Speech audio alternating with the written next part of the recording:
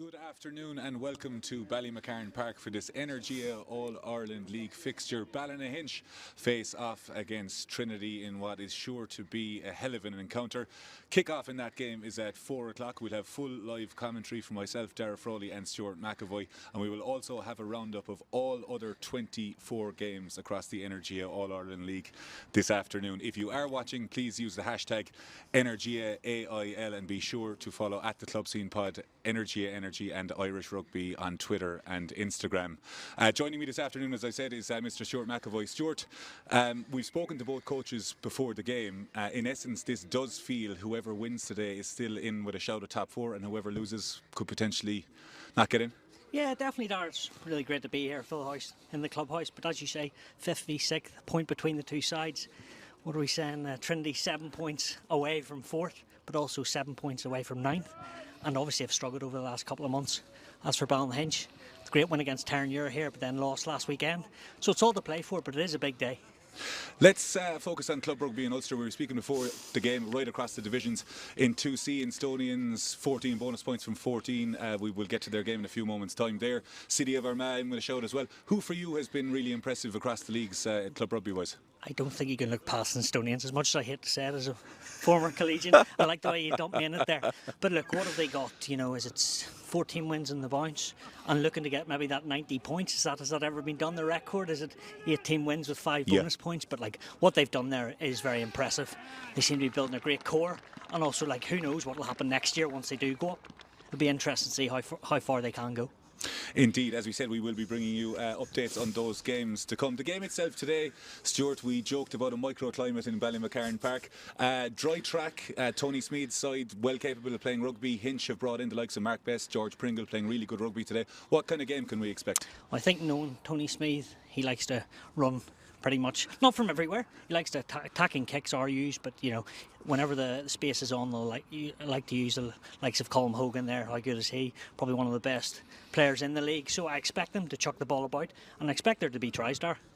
Indeed. The kick-off today is at 4 o'clock. Stuart, we've spoken to a lot of people inside in the bar and we can see the car park behind us full. It seems to be onto a winner there. The community are able to go to the games. There's a lot of people travelling, gate numbers, so it's a win-win for you? Yeah, definitely. Like, and of course we can do things like this and also check in on other results as well with the early kick-offs. But no, 4 o'clock's great. There seems to be a great crowd, as I've mentioned. More will come maybe after mini rugby in the morning to come down and watch guys they want to be whenever they grow up to play club rugby. But yes, I certainly advise the 4 o'clocks. Indeed. Well, as we said, we will have full live coverage. Kick-off here is at 4 o'clock in Ballymacarn Park for the meeting of Ballynahinch against Trinity. There is 24 other games that have kicked off at 2:30 and we will be bringing you a full roundup, table results, you name it, we've got it here on Irish Rugby and the Club Scene podcast produced. Use the hashtag EnergiaAIL and tag at the Club Scene Pod and we will be sure to read out as many as possible. Adam Craig, a defeat on the road to Young Munsters last week, but still in the hunt for the top 4. How have preparations been this week ahead of a massive game against Trinity? Yeah, look, obviously we're pretty disappointed with last week's performance. Obviously the result speaks for itself. I think we were comprehensively beaten down there and just didn't perform on the day. So I suppose there's been just a wee bit of internal looking at ourselves this week and a lot of preparation obviously going in towards Trinity here, but we know how important this game is for us and the challenge on the top 4. So yeah, we're pretty excited to be home and be out of Young Munsters ground anyway. You mentioned the top 4 there.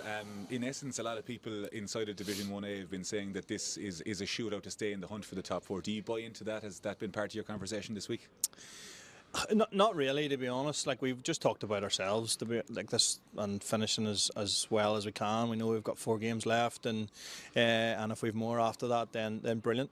But for us, just like we're having a good season. I think the boys are enjoying the atmosphere around here and enjoying the challenge of playing in the league.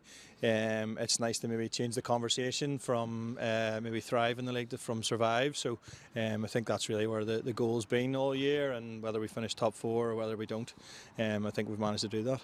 Good luck today. Tony Smead, 38-21 against Clontarf last week. How were the bodies after that game and the preparations this week? How have they gone? Not too bad. We're obviously beat up. It's a tough league, as we've talked about before. But no, we're not too bad. I thought we actually played some good rugby against Clontarf. We just got stung by a good team on the day, you know. So not too bad. We didn't pick up any injuries last week anyway, which was good, which has been unlike what's been happening. Like the week before against Shannon, you know, was terrible. We lost 4 or 5 guys by half time, you know. But otherwise, we're not too bad. We're getting back. We're getting players back, which is good.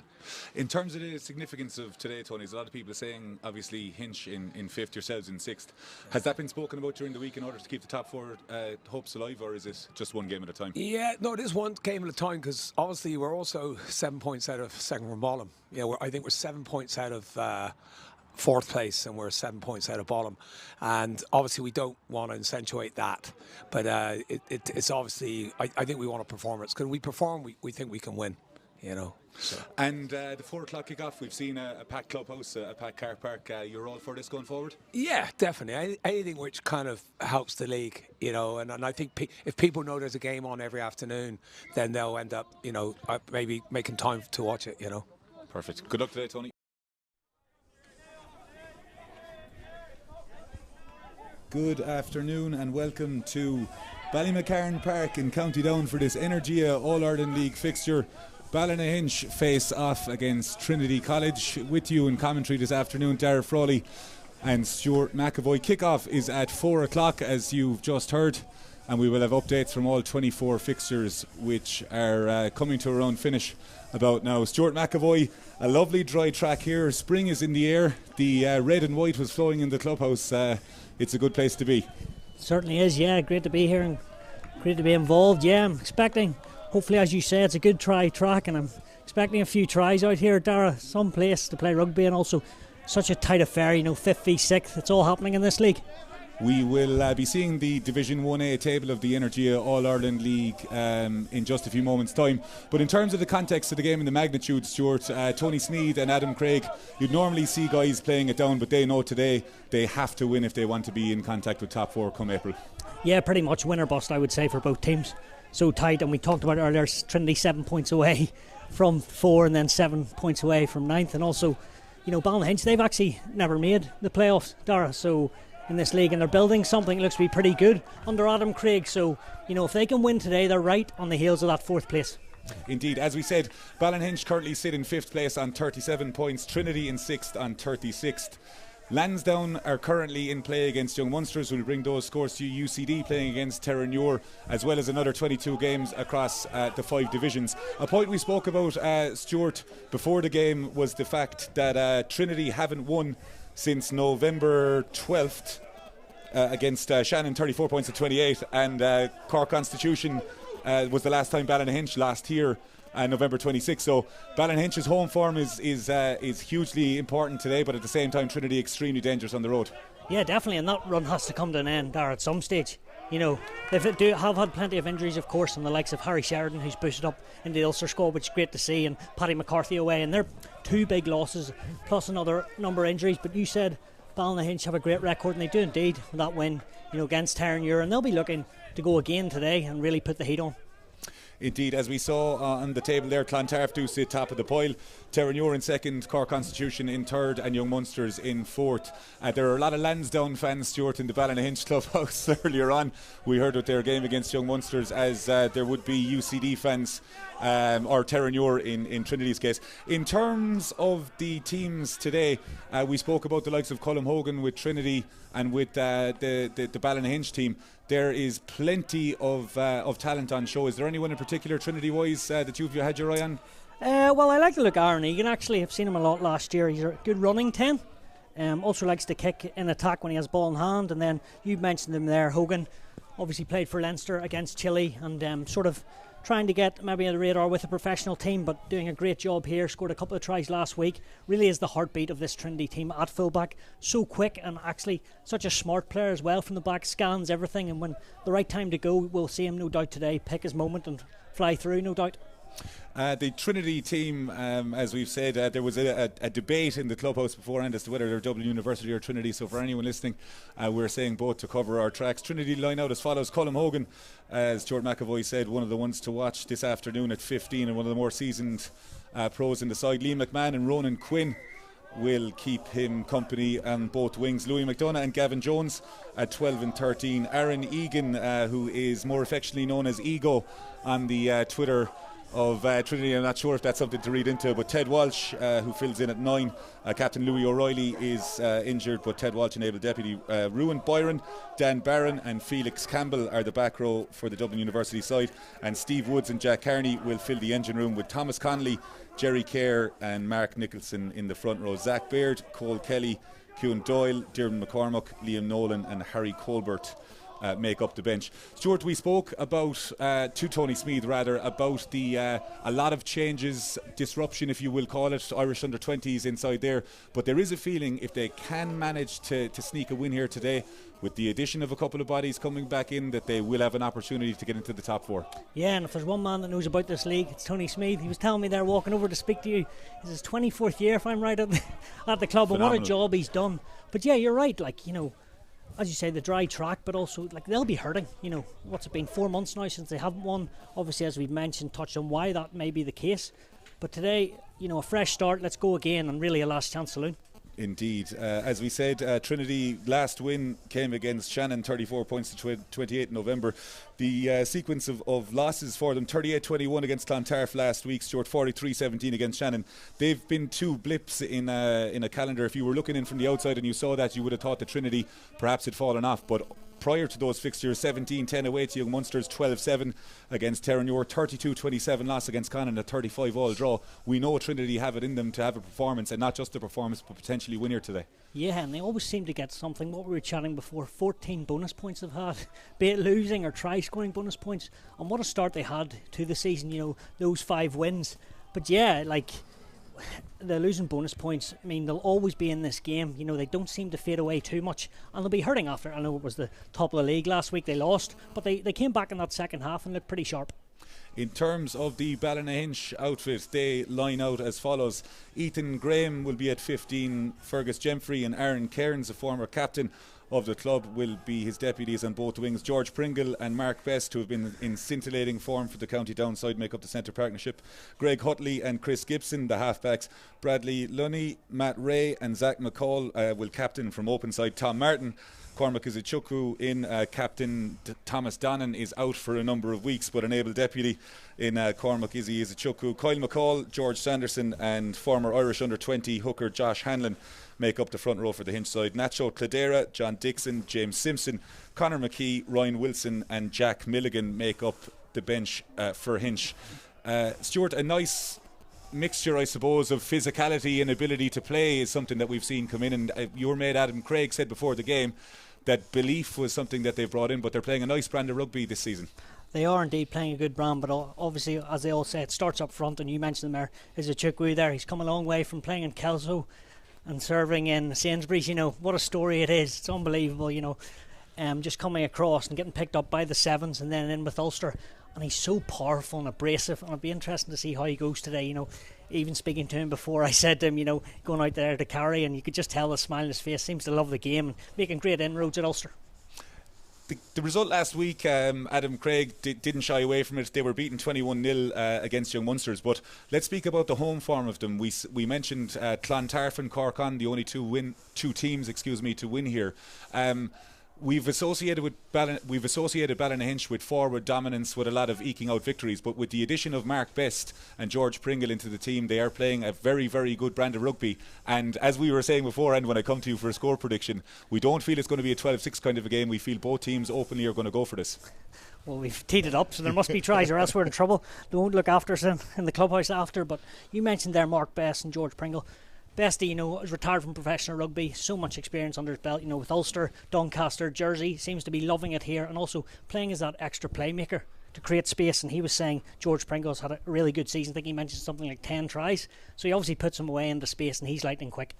Indeed. As we said, kick-off is fast approaching here. 4 minutes to go. Today's broadcast is brought to you by Energia, who are the sponsors of Energia All-Ireland League.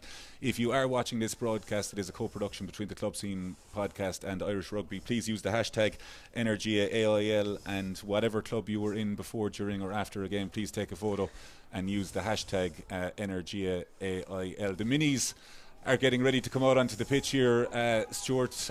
With the size of the players these days, I'm happy to be in the newly built commentary position. But in terms of the kick-off time, 4 o'clock, we've spoken about this at length over the phone and whatnot, but it's a win-win. We've seen a packed clubhouse, a packed car park. The kids are in, the partners are in. It seems to be the way forward. Yeah, it does indeed. 4 o'clock's great, and also you can touch on the other scores which have happened, which makes it quite exciting looking at the league tables. But you've spoken, Ballynahinch, such a great club for the minis and stuff. They all seem to stick together. They have 5 or 6 teams up the club in the senior side, and that is, not many clubs have that, Daragh, and it's a real good culture here, and they seem to love it when they join. In terms of what's being said in the changing rooms, Stuart, they're cliched things. Tony Smead has an air of confidence about him. Why wouldn't he after 23 years in the game with Trinity? How important is a good start for Trinity here, particularly with the result they had against Clontarf last week? Yeah, well, I say, if they don't start well, the heads might drop. And after that defeat last week, it could maybe not go their way. But if they score early on, they'll fancy it, and a bit of confidence, it could create anything. And in terms of Ballynahinch, we mentioned Adam Craig joked about watering the field a couple of about an hour ago. As we said, it is going to be a dry track. What kind of game are you expecting from Ballynahinch today? A mix of physicality and open rugby? Yeah, I think it will be pretty physical. They'll know they can maybe dominate in that front eight if they get it going. But also, Trinity have to be careful because Greg Hutley, he's kicking it over 90% there, and we've talked about the centres. Then Aaron Cairns, has been capped with Ulster a long time ago, but he has, and Fergus Gemfrey, a sevens flyer, and Ethan Graham at fullback. So you mentioned there about what game plan. I think they'll mix it up quite well, and I think they've done that pretty standout this season. Indeed, they have. As we said, please use the hashtag Energia All Ireland League when using this broadcast. In terms of the score, Stuart, the dreaded score prediction before the teams come out for this 4 o'clock kickoff. Who are you having and scoreline? Well, I'm obviously not going to go against the home side, especially being, a former Belfast Harlequin. But Daragh, what did I say to you before? 20 points to 18 to Ballynahinch. So I'm going there in a tight game. And allow me to ask you and put you on the spot. What are you saying? What's your score prediction? How kind of you. I think there'll be over 45 points in the game, the same as amount of points that have been drank in the clubhouse by the Ballynahinch and Trinity faithful. But I think a narrow win for Ballynahinch here, but Trinity to take them the full distance, Stuart. If I'm being honest, as both teams come out here, there will be a moment's silence for a legend of Ballynahinch, Billy Jameson, who passed away this week. A legend in the club, and the flag, as you can see in your picture there, at half-mast as the players come out. As we said, we will bring results of all the games as we get them. The 4 o'clock or thereabouts mark will be coming into our studio in Limerick, and we will feed those results as we get to you. We will be going through half-time, and we will have full league tables and graphics at the end of this game.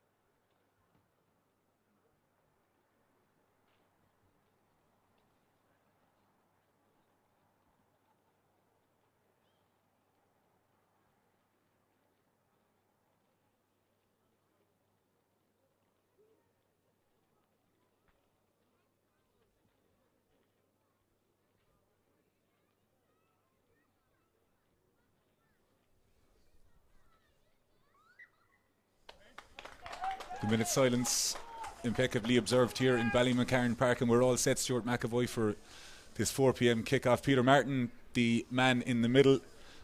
A fresh spring afternoon, you might say. Yeah, definitely, and let's hope, as he normally does, lets the game flow, because that's all we want. We always say that before a game, don't we, Daragh? We just want running rugby. Trinity will play from left to right. Aaron Egan has been in such fantastic form for the college side at out half. Dare I say there isn't a puff of wind, but from our commentary position, thankfully we can't feel it. Crowd still filtering in here. Let's go, Louis, let's go, Roo. Let's go, Carney. We're underway. Great take from Izichukwu there. Gibson Moves the ball out. It's a good early carry from Hinch here. You see their physicality. Straight from the mark. Electing to go to the right hand side, and it's Lunny again, the 8. Big carry from the big man. And Pringle elects to go here. And they're on the outside is Hinch. On the right hand side of the field, it's good rugby early doors. And Peter Martin says it's a breakdown. Good start, Stuart MacAvoy. Yeah, definitely. And you asked before 5 minutes ago what way we expected to play, and we thought Trinity would move the ball, but Ballynahinch did that down the short side, and we saw first real side of George Pringle out the back of the hand. Pretty impressive. Pringle and Best have added a real variety to Hinch's game. Yeah, as you say, and of course Mark Best will also kick to the corner. Real natural footballer. Hinch with an opportunity now into the red zone, their first attacking launch play. McCall at the tail of the line out, giving his numbers in Spanish, I believe, trying to throw Trinity off the centre of the line out. Hanlon with the ball in his hands, the former Irish under-20. Lunny, the dummy, is a Chuck who takes it, and Hinch set them all, and it's a good foundation. Martin joins it in now, and Trinity under real pressure here. Martin tells them to go around, and Hinch are motoring really, really well here. About 6 metres short as they go around. Are they going to be stopped here? Hinch early doors, and they're over the line. And Stuart MacAvoy, that's an incredible start for Hinch. Just exactly what they would have wanted. Yeah, the whole cavalry was in there, making it 22-metre driving maul. Daragh, we've come here see a bit of running rugby, but they went through the heart of the students there. And like all good hookers, Josh Hanlon getting the plaudits there. As we said, he'll be delighted with that. His first start of the afternoon hits Izuchukwu, and the forwards with a really, really good base there.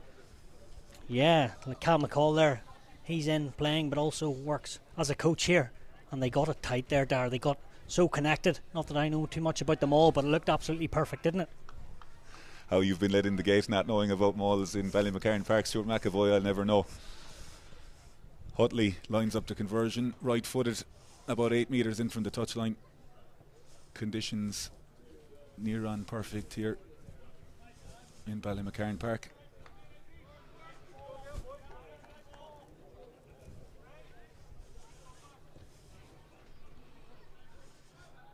Decent strike, but Tez off to the left, and Ballynahinch take the lead 5 points to nil after 4 minutes here in Ballymacarn Park. Stuart MacAvoy, any early nerves from Ballynahinch firmly put to bed? Yeah, certainly put to bed. The start this crowd certainly wanted. Greg Hutley there, doesn't miss many. No doubt won't. We'll get back on track shortly from the tee. As I said, over 90%, and there he is, finding a fine touch with the outside of the right boot there. The basics have always been something that Hinch have done incredibly well, and it appears that they're happy enough to play rugby in Hinch's half early doors. Yeah, of course. Like, you know, you've got to get first 10 minutes right of what they've done, and also got to play territory as well there. They're not going to run willy-nilly, and why would they, you know, particularly with that pack we've just seen. Mark Nicholson with his first line out of the afternoon. Trinity, little two-step dummy line-up. It is Izuchukwu reads that very, very well. Gets a paw to it, but Trinity will have the ball again. Decent variety from Trinity, but you see the prowess of Izuchukwu there, Stuart. Yeah, a week ago, where was he? Was he in South Africa? Yep. Playing against the Sharks getting a win. Now he's here, County Down, loving life. Great to see the players released. Nicholson, good dart to the tail of the line out, taken very, very well by Woods. Trinity through Byron, met very, very well by Best in midfield. Trinity go on this side again. Ball through Colm Hogan. Hogan so elusive with the ball in hand. Does well to stay off the touchline. Back into Louis McDonough. McDonough fights very well, and now Trinity have an attack of their own inside in the 22. But Peter Martin says, little knock on the ground. Hinch defend very, very well, but we've seen how dangerous Trinity can be in that first attack. Yeah, you saw there how flat Egan was, playing, of course, Irish Universities, and then getting away to Hogan. And all right, there wasn't much space. You could see, though he's electric with those spindle fibres, and Hinch actually stood up well and defended him. Instonians have been promoted to the men's Division 2B of the Energia All-Ireland League with 3 rounds to spare after a 56-7 win this afternoon. Stuart MacAvoy, as we said, they are on for the perfect season. I don't think it's ever been done before, but congratulations to Instonians, and rest assured it will not be a quiet night in Shaw's Bridge tonight. Yeah, I'd say there'll be plenty drunk there tonight, but you know, you're chatting about this week in the Club Scene podcast that you do so well, but 90 points you're saying it hasn't been done. I totally agree, but there might be archives back to the 1800s. It could have been done there. Potentially there. Peter Martin says that Trinity lost their footing, and John Gunson, the forwards coach, will be absolutely delighted with Hinch's start up front here. Their physicality, their line out maul and their scrum, all on top early doors here in Ballymacarn Park, as Greg Hutley finds touch on the 10 metre line in the Ballynahinch half. Yeah, you mentioned John Gunson there, one of the men of course in that 2009 season, team of the year, won every trophy under the sun. Still dining off it inside the clubhouse, I hear. Yeah, Bateman Cup plus everything else, Division 2. Trinity this time do get a hand up. Peter Martin says the ball has gone back.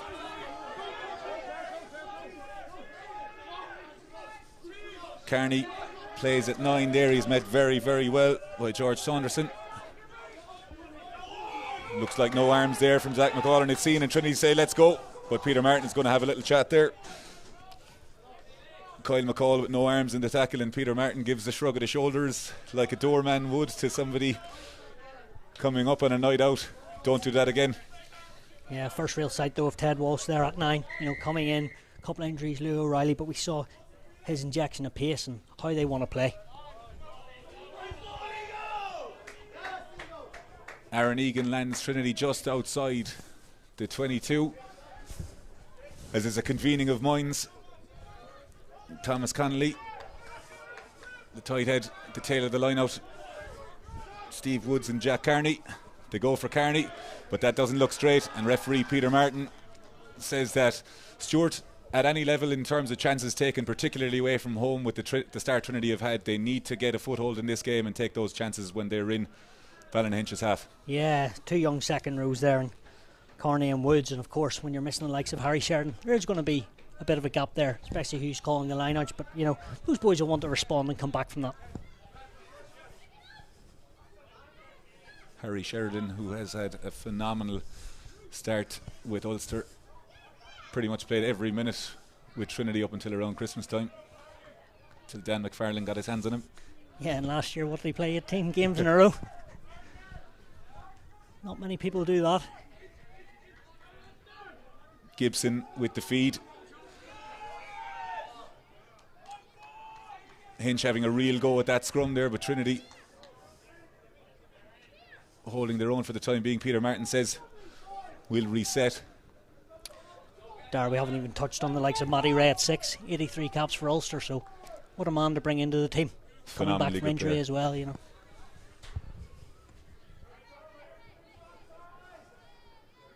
Great to see those players, Stuart, as we said, Izuchukwu and Matty Ray. Yeah, and also these guys need game time. You know, we've seen levels pretty good out there, so why wouldn't, you know, if you're not playing starting or in the 23 for Ulster, get on the paddock on a Saturday and play AIL. Surely it's good for their development and also just to play rugby. Gibson with the feed. Hinch decide to have a little nibble at scrum time, and you can see there why not. And the majority of Ballymacarn Park, as you can hear there on the sidelines, delighted with that, and they've set down an early marker. Bit of celebrating there. You would have thought they scored a try, even a bonus point try, the way Sanderson, Hanlon and McCall. But talk about intent. Absolute power from all 8 of them, Daragh. Hutley with a thumper of a kick. Lands Hinch about 15 metres outside the 22. Hanlon has the ball. Hinch are going to run off a 5-man line-out. Izuchukwu, Lunny and Matty Ray, with Captain McCall as the +1. Great take, one-handed from Lunny.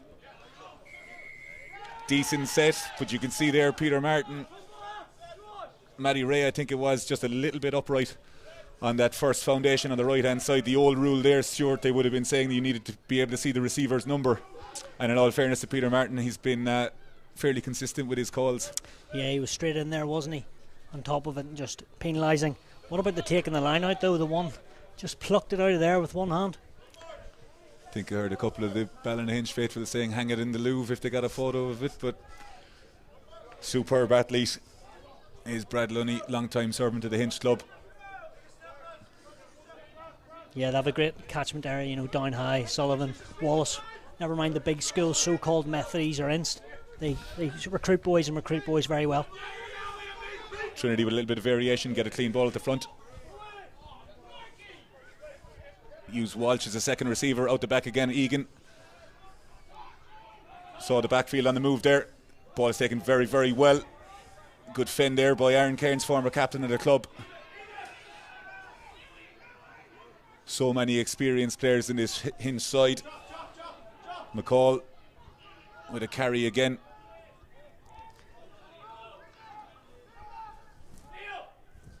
Gibson setting up for a box. High hanging. The spring air here in Ballymacarn Park, 5 points to 0 to Ballynahinch over Trinity midway through first half. Good confrontational hit there by Sanderson. Trinity on the move. They need support here on the inside. Felix Campbell with a great carry. He's met by Gibson. Calls of high tackles from Trinity here. They're in the 22. This is where they're so dangerous. Egan on the move. Little bit of a lazy runner there, but it's good running there from Trinity. Louis McDonough. They're about 6 metres short. And Ballynahinch. Stuart, we spoke about physicality, but those little gaps that start to open up, Trinity will get through them no matter how big or small. Yeah, Felix Campbell, like a thief in the night there, straight through. No one a post and pillar, and away he went. And also good to see Ted Walsh on his shoulder running those positive lines. Gibson and Walsh with a subplot of their own there. Gibson with a superb cover tackle there after the phenomenally good break from Felix Campbell. And Aaron Egan says, let's go to the corner. What about Colm Hogan there, Daragh, with the socks down, Chris Latham style, doesn't he? I don't think anybody on that Trinity team is young enough to remember Chris Latham, Stuart, other than Colm Hogan. Trinity go towards the front. Izuchukwu who goes but doesn't get in. It's a lovely little peel around the front here, and Trinity are on the move towards the line. Taken down just short. Little pick and go. They need to be careful not to pre-latch here. It's been a real addition to their game this season, the physicality through Hinch. And it's Campbell. And he's close, but it looks like he's knocked it on there on that side, and it's a turnover for Hinch. Trinity inches away for getting their first score of the afternoon. Small margins here is 5th place, 6th. And Peter Martin says we'll have a goal line dropout. Small margins, Stuart. And that's the way it's been going for Trinity. When the luck isn't in, it fully isn't. Good intent, but the pick and jam, probably the right call, but just lack of execution and a wee knock on there.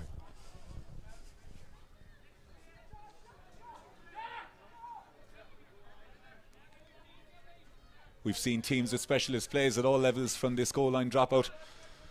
Hutley having a conversation with the Brains Trust and the forwards before he decides to send it downfield. There does seem to be a little bit of a gust in favour of Ballynahinch as the ball lands with Liam McMahon and he hits Hogan. Hogan with good footwork. Met well by Izuchukwu, who's got through a decent amount of work here, but the rolling of East or West and Hogan. Martin says the ball didn't leave daylight between his foot. I'm not sure Colm Hogan agrees there, but Peter Martin just didn't even look at him and said, this is my call. Interesting though. Trinity electing to take the points here. Yeah, a couple of minutes ago they went to the corner and now decided get it back to a 2-point game. Yeah, it's interesting to see that, because in the first instance obviously the kick was quite difficult from the corner, so given the angle they probably took that, but rest assured Tony Smead and his coaching staff will want to make sure that they get on the board early doors here, and this goes over, it will be a 2-point game.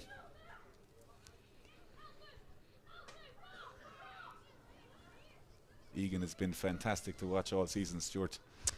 Yeah, he has, and doesn't seem to shy away from anything, even if a back row are up quickly on him. Always has that sort of extra time on the ball and seems to always find the right pass.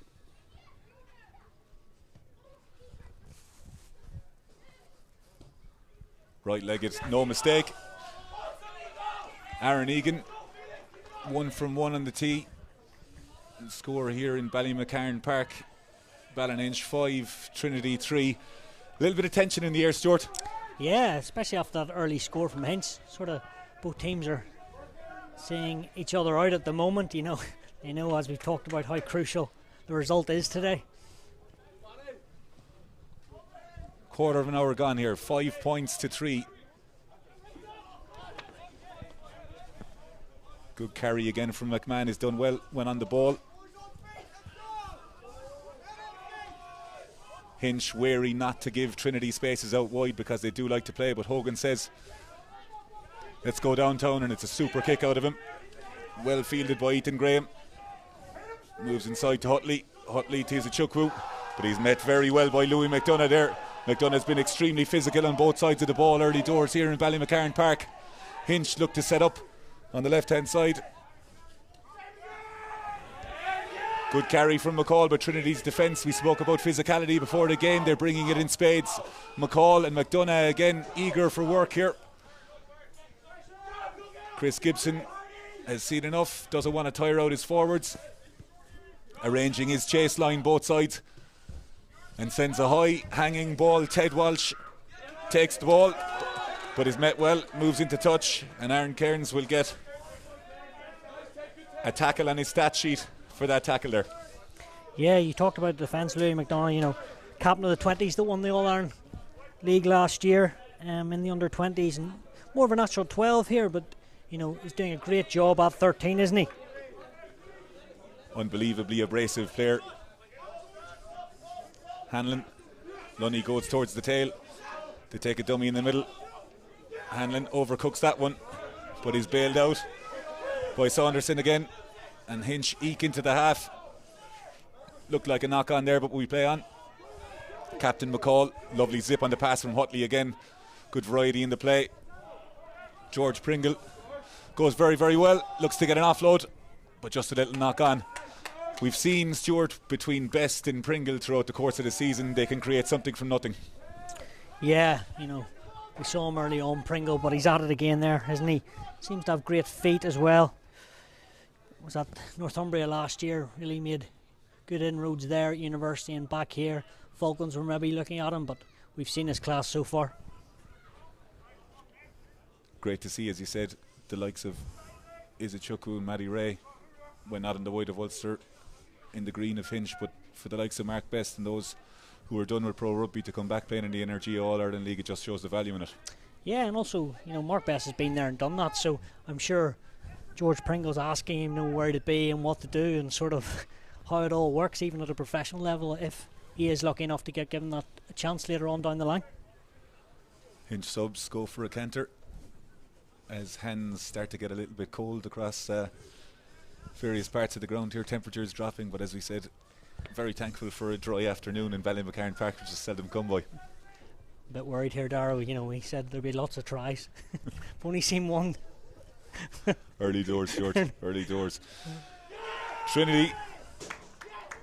And you can see, Stuart, maybe whether or not you could hear that, but down to our left is the Trinity bench, and they're celebrating those big wins. They're trying to get their team into the game here, and it's 1-1 on scrum penalties there.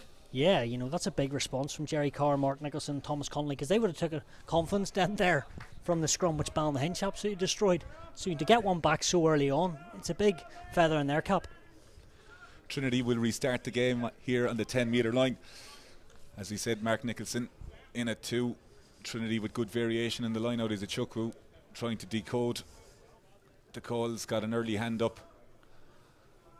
Of course, that whole front row is Irish universities as well, so playing rugby all over the country. Played a lot of rugby this season. Great take from Woods. Egan takes it really flat to the line. It's Byron straight through a gap, and Byron is on the move. Has he got support? He's inside. He does. It's a wonderful line. Trinity now 5 metres short here. They're stacking on the right hand side. Hinch do well to go in. Egan again. He's well marshalled by Izuchukwu, who's covered some amount of ground here. Walsh. Byron again, the man who made the break, demands the ball, lands on his back there, and Cairns almost gets a little turnover. Good carry again by Barron. Trinity back row prolific here in the 22. Jerry Kerr. Trinity coming around the corner, old school rugby there, but Hinch looking to come through the ruck.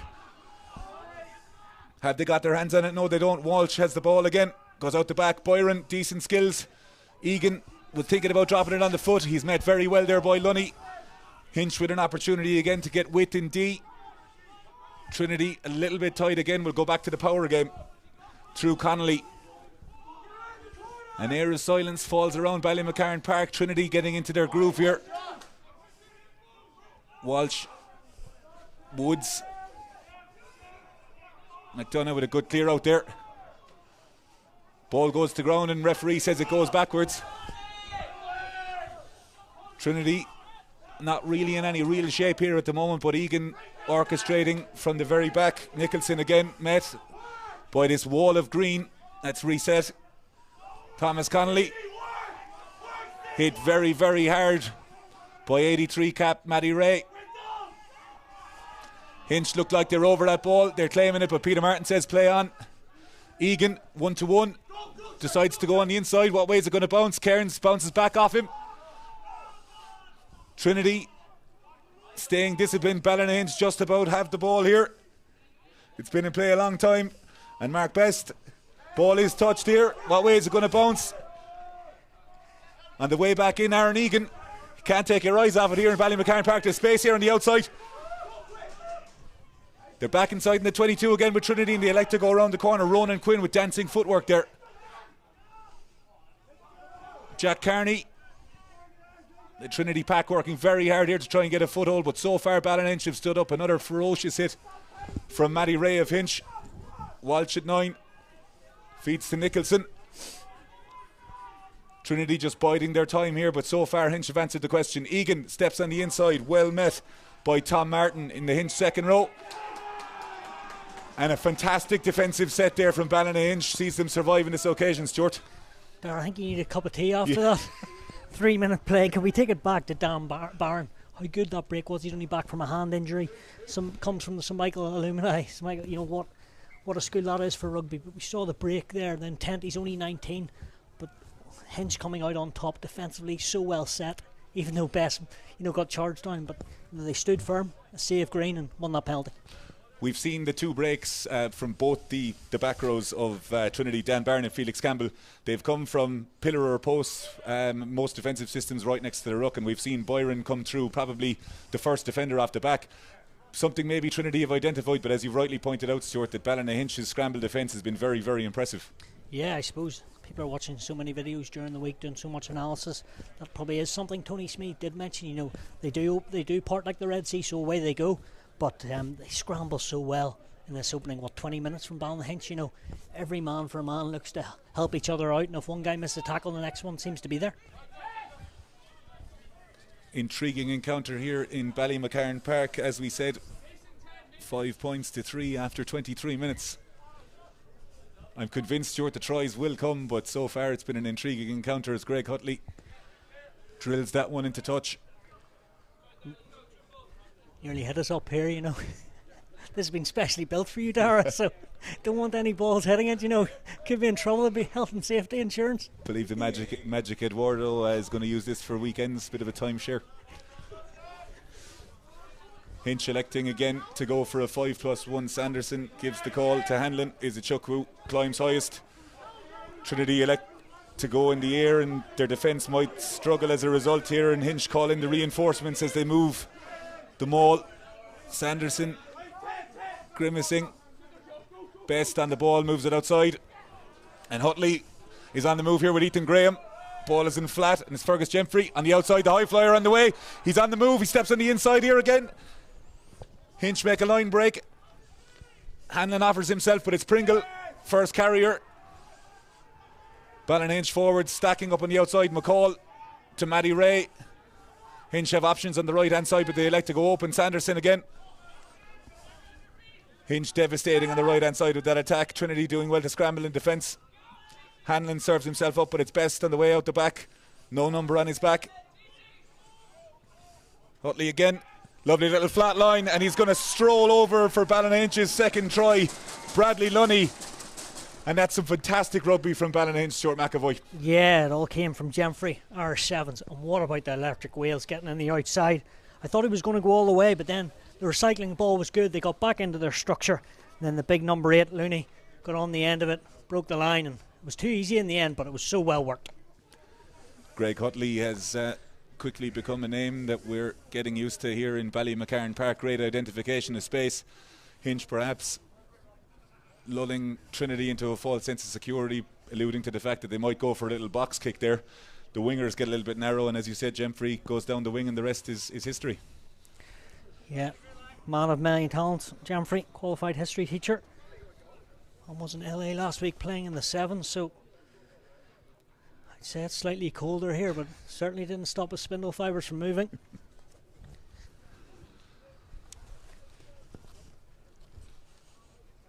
Utley on the 15, taking his time. Trinity having a word underneath the post. Good strike from Utley, but just tailed off to the right hand side, and that leaves the score 10 points to 3.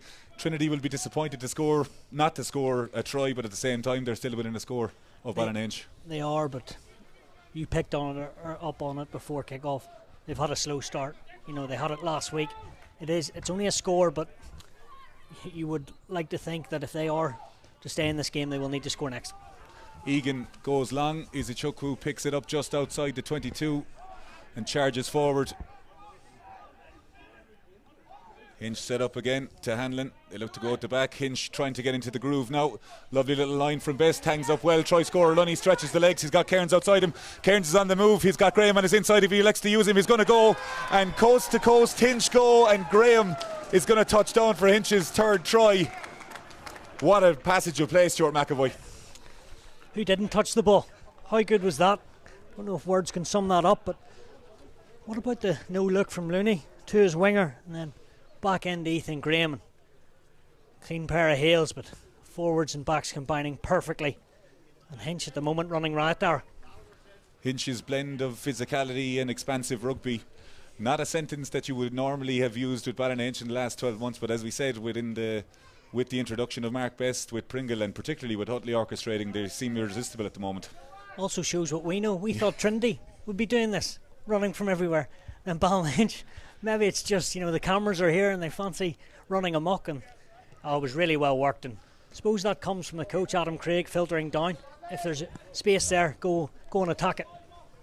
Trinity calling in the reinforcements early. Darren McCormack and Ciúin Doyle come in. Remember, rolling substitutions in the Energia All-Ireland League. Trinity really do need to get the next score, Stuart. Yeah, 60 seconds ago I said they had to get the one before that. Didn't happen, but could really go away for them here. But full credit to Ballynahinch. The efficiency's been really good. They haven't had too many errors, have they? Indeed they haven't. And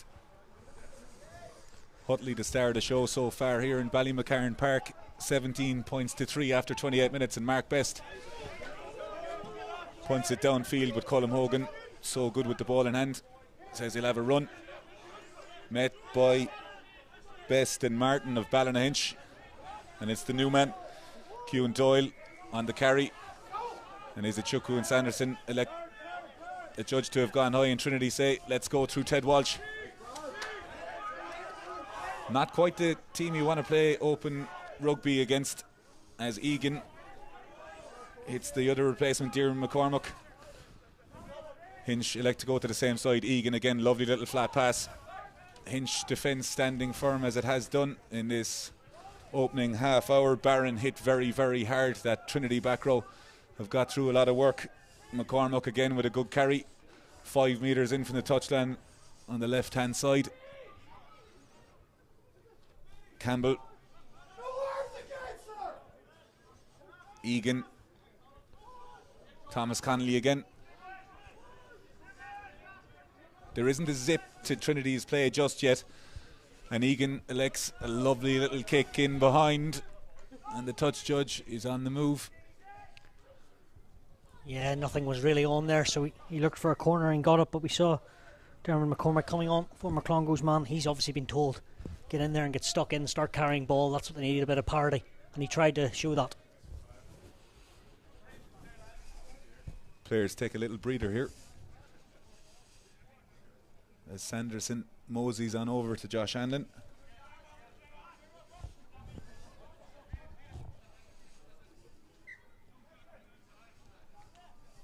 Hinch with a 4+1 line out here. Lunny Great dart from Hanlon. Lunny to the fore of everything good. And it's a super kick from Chris Gibson there. Textbook exit from Hinch there. Stuart and Ballynahinch have been faultless in this opening half an hour. Yeah, I'll give Gibson a wee bit more credit than that there. It was a smashing clearing of the lines, off the left foot.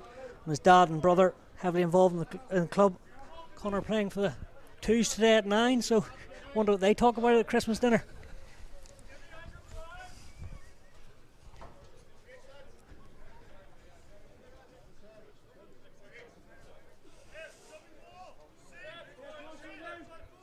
Hinch organised the line-out defence here as Trinity. Lovely little flat ball. Taken well by Kearney and Byron. Lovely little flat line from inside centre there, Gavin Jones. Trinity have done very, very well after those starter plays. They've won about 20 metres there off first phase. McCormack again. Carries well. Cut down by Maddie Ray. Egan. Lovely little two steps in Colm Hogan. Slicing off that right foot, almost finding a half gap. Trinity slowly but surely eking forward there. Felix Campbell. The hard yards. Egan hits McCormack, and McCormack is absolutely levelled by two of Hinch's players. Walsh. No room there for Trinity as they elect to go back on the inside. Finding it hard to penetrate this Ballynahinch defence as they go. McDonough has done well though, and they're just outside the 22 on the right hand side. Hinch with a full line here. Barron just trying to time his run there, but again another big hit there, and you can hear that from the Hinch supporters.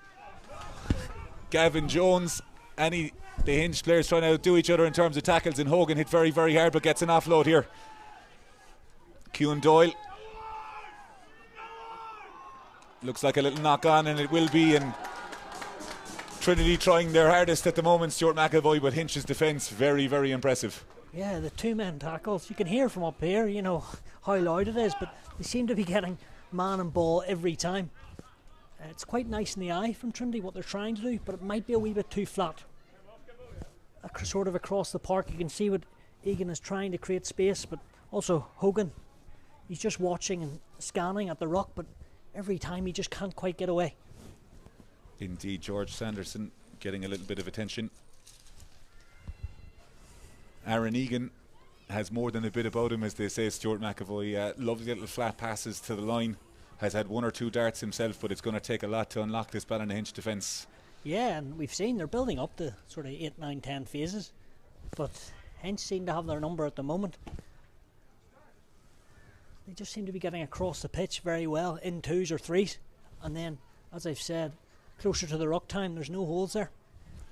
3 clean line breaks by my count through Gavin Jones, Felix Campbell and Dan Barron for Trinity.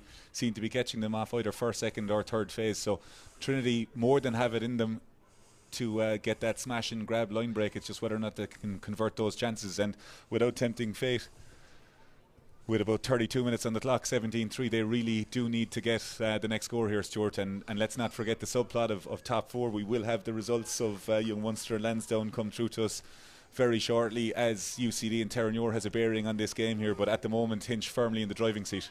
Yeah, the old Wi-Fi isn't quick enough to predict the results at half 2. But yeah, of course, first time ever, if Hinch could finish the season strong, get into the top 4, how big an achievement would that be? Long way to go though. As we restart, Gibson with the feed. The Hinch scrum has been very solid on their ball. They elect to have a second go. Hutley hits Best. Great width in their attack there, and Best moving the ball, but Hogan covers the ground very, very well. Puts on the footwork, steps inside, but Cairns and Graham, 2 of the back 3, Marshall him well. Egan hits Doyle. The 2 replacements, Doyle and McCormack, have gone very, very well. Hinch a little bit isolated, and the ball is turned over by Captain McCall. Lovely little show and go from the open side. Hinch are on here on the left hand side if they elect to go, and they go to the back of Lunny. As they go, Hutley to Best, narrow space. Cairns goes very well to Graham. Graham in a very similar position, puts on the steps. Hogan brings him down, ably assisted by McDonough. McDonough with clear release, and what a turnover that is for the Trinity side. The flag doesn't go up, and Peter Martin says penalty to Trinity. McDonough doing extremely well there, but Hinch at will cutting Trinity open, Stuart. Yeah, they're working the short side so well. So great offload. Cairns just getting away and putting his other winger into space, but Trinity scrambling in this case. They're the ones to actually get back, but they are getting round the corner and doing it very well, but all came from that isolation there, Daragh, from Trinity going off themselves and then the turnover from Hinch. We'll bring you some results from Division 2A of the Energia All-Ireland League. Blackrock College 27, Queen's University 28. A massive win for Queen's on the road in Stradbrook. Barnhall were 21 points to 17 winners over Cashel and Parsonstown. Crescent with a 1 point win over Navan and Ballyreesk 22-21. Nina Ormond 34, Ballymena 24 and UL Bows 27, Dolphin 24. That's Division 2A of the Energia All-Ireland League. Some cracking games there, and as we said, we will bring you results throughout the afternoon, but for now it is 17 points to 3 in Ballymacarn Park as Mark Nicholson readies himself to throw the ball in. Uncontested. Carney rises high in the air and Trinity motor on. A little bit of an injection from the college side as they march Hinch back. Peter Martin says one stop. The ball is in the hands of Mark Nicholson. Aaron Egan wants the ball from Walsh and he gets it. Reardon goes on the outside. McDonough runs the decoy line. Reardon going very, very well. Trinity sparking into life here in Ballymacarn Park. And Ballynahinch hands in the cookie jar at the ruck. And Trinity, just like that, Stuart, as we said, they have the ability to cut you open at will, much like Hinch have done here. Yeah, I've been really impressed actually by both centre pairings there, with Best and Pringle, but also Jones and McDonough. They've both done to each other what the other team's doing. The 12's setting away the 13, or the 12 goes himself, and in that case, Gavin Jones pinned the ears back and picked a good line, but the service from Aaron Egan there was out in front and just really setting his inside centre away. He's got really crisp delivery. Both Hutley and Egan have been notable in unlocking both backlines, so it's going to be a tremendous battle all afternoon. Trinity now, third visit to the 22, had a line out on the other side of the pitch about 10 or 15 minutes ago and were stopped just short. Campbell dropping the ball as they were going over the line, but the line out is taken by Dan Barron. And Trinity look to rumble forward. And they've gotten a good set. The body height is excellent from Trinity on this side. As they roll around to the left-hand side, the cries of patience come from the Trinity bench. But it looks like Hinch have turned them over on that side, and they have. Cheers on the right-hand side there from the Ballynahinch faithful. About 16 metres in from the touchline. Hutley, calmly looking after Gibson. Gives him the duties. And Hutley with his right boot. Hasn't found touch at the moment. A hell of a boot there. But he has the touch judge very, very slow to come in, and that side hasn't really been called to work much. But a great exit there from Ballynahinch, but Trinity will be kicking themselves another fantastic position and no points to show for it. Yeah, and they're the chances they need to take to say the obvious, but can't quite see from here, Daragh, but I think Izuchukwu earned his corn there. Whatever he did at that maul, he was last up, so I'm going to give him the credit, but he must have been in there, against all that pack against Trinity and just picking his moment and coming out with him top with the ball. Trinity making their mark in the game, but only have 3 points on the scoreboard to show for it thus far. Egan in midfield. Byron again, some fantastic running lines from the Trinity team. I've seen them get through line breaks, and Ted Walsh finds Colm Hogan on the inside, perhaps not quite the angle Hogan would have wanted to get the ball, and Izuchukwu makes yet another tackle. Trinity just inside their own half, electing to keep the ball in hand.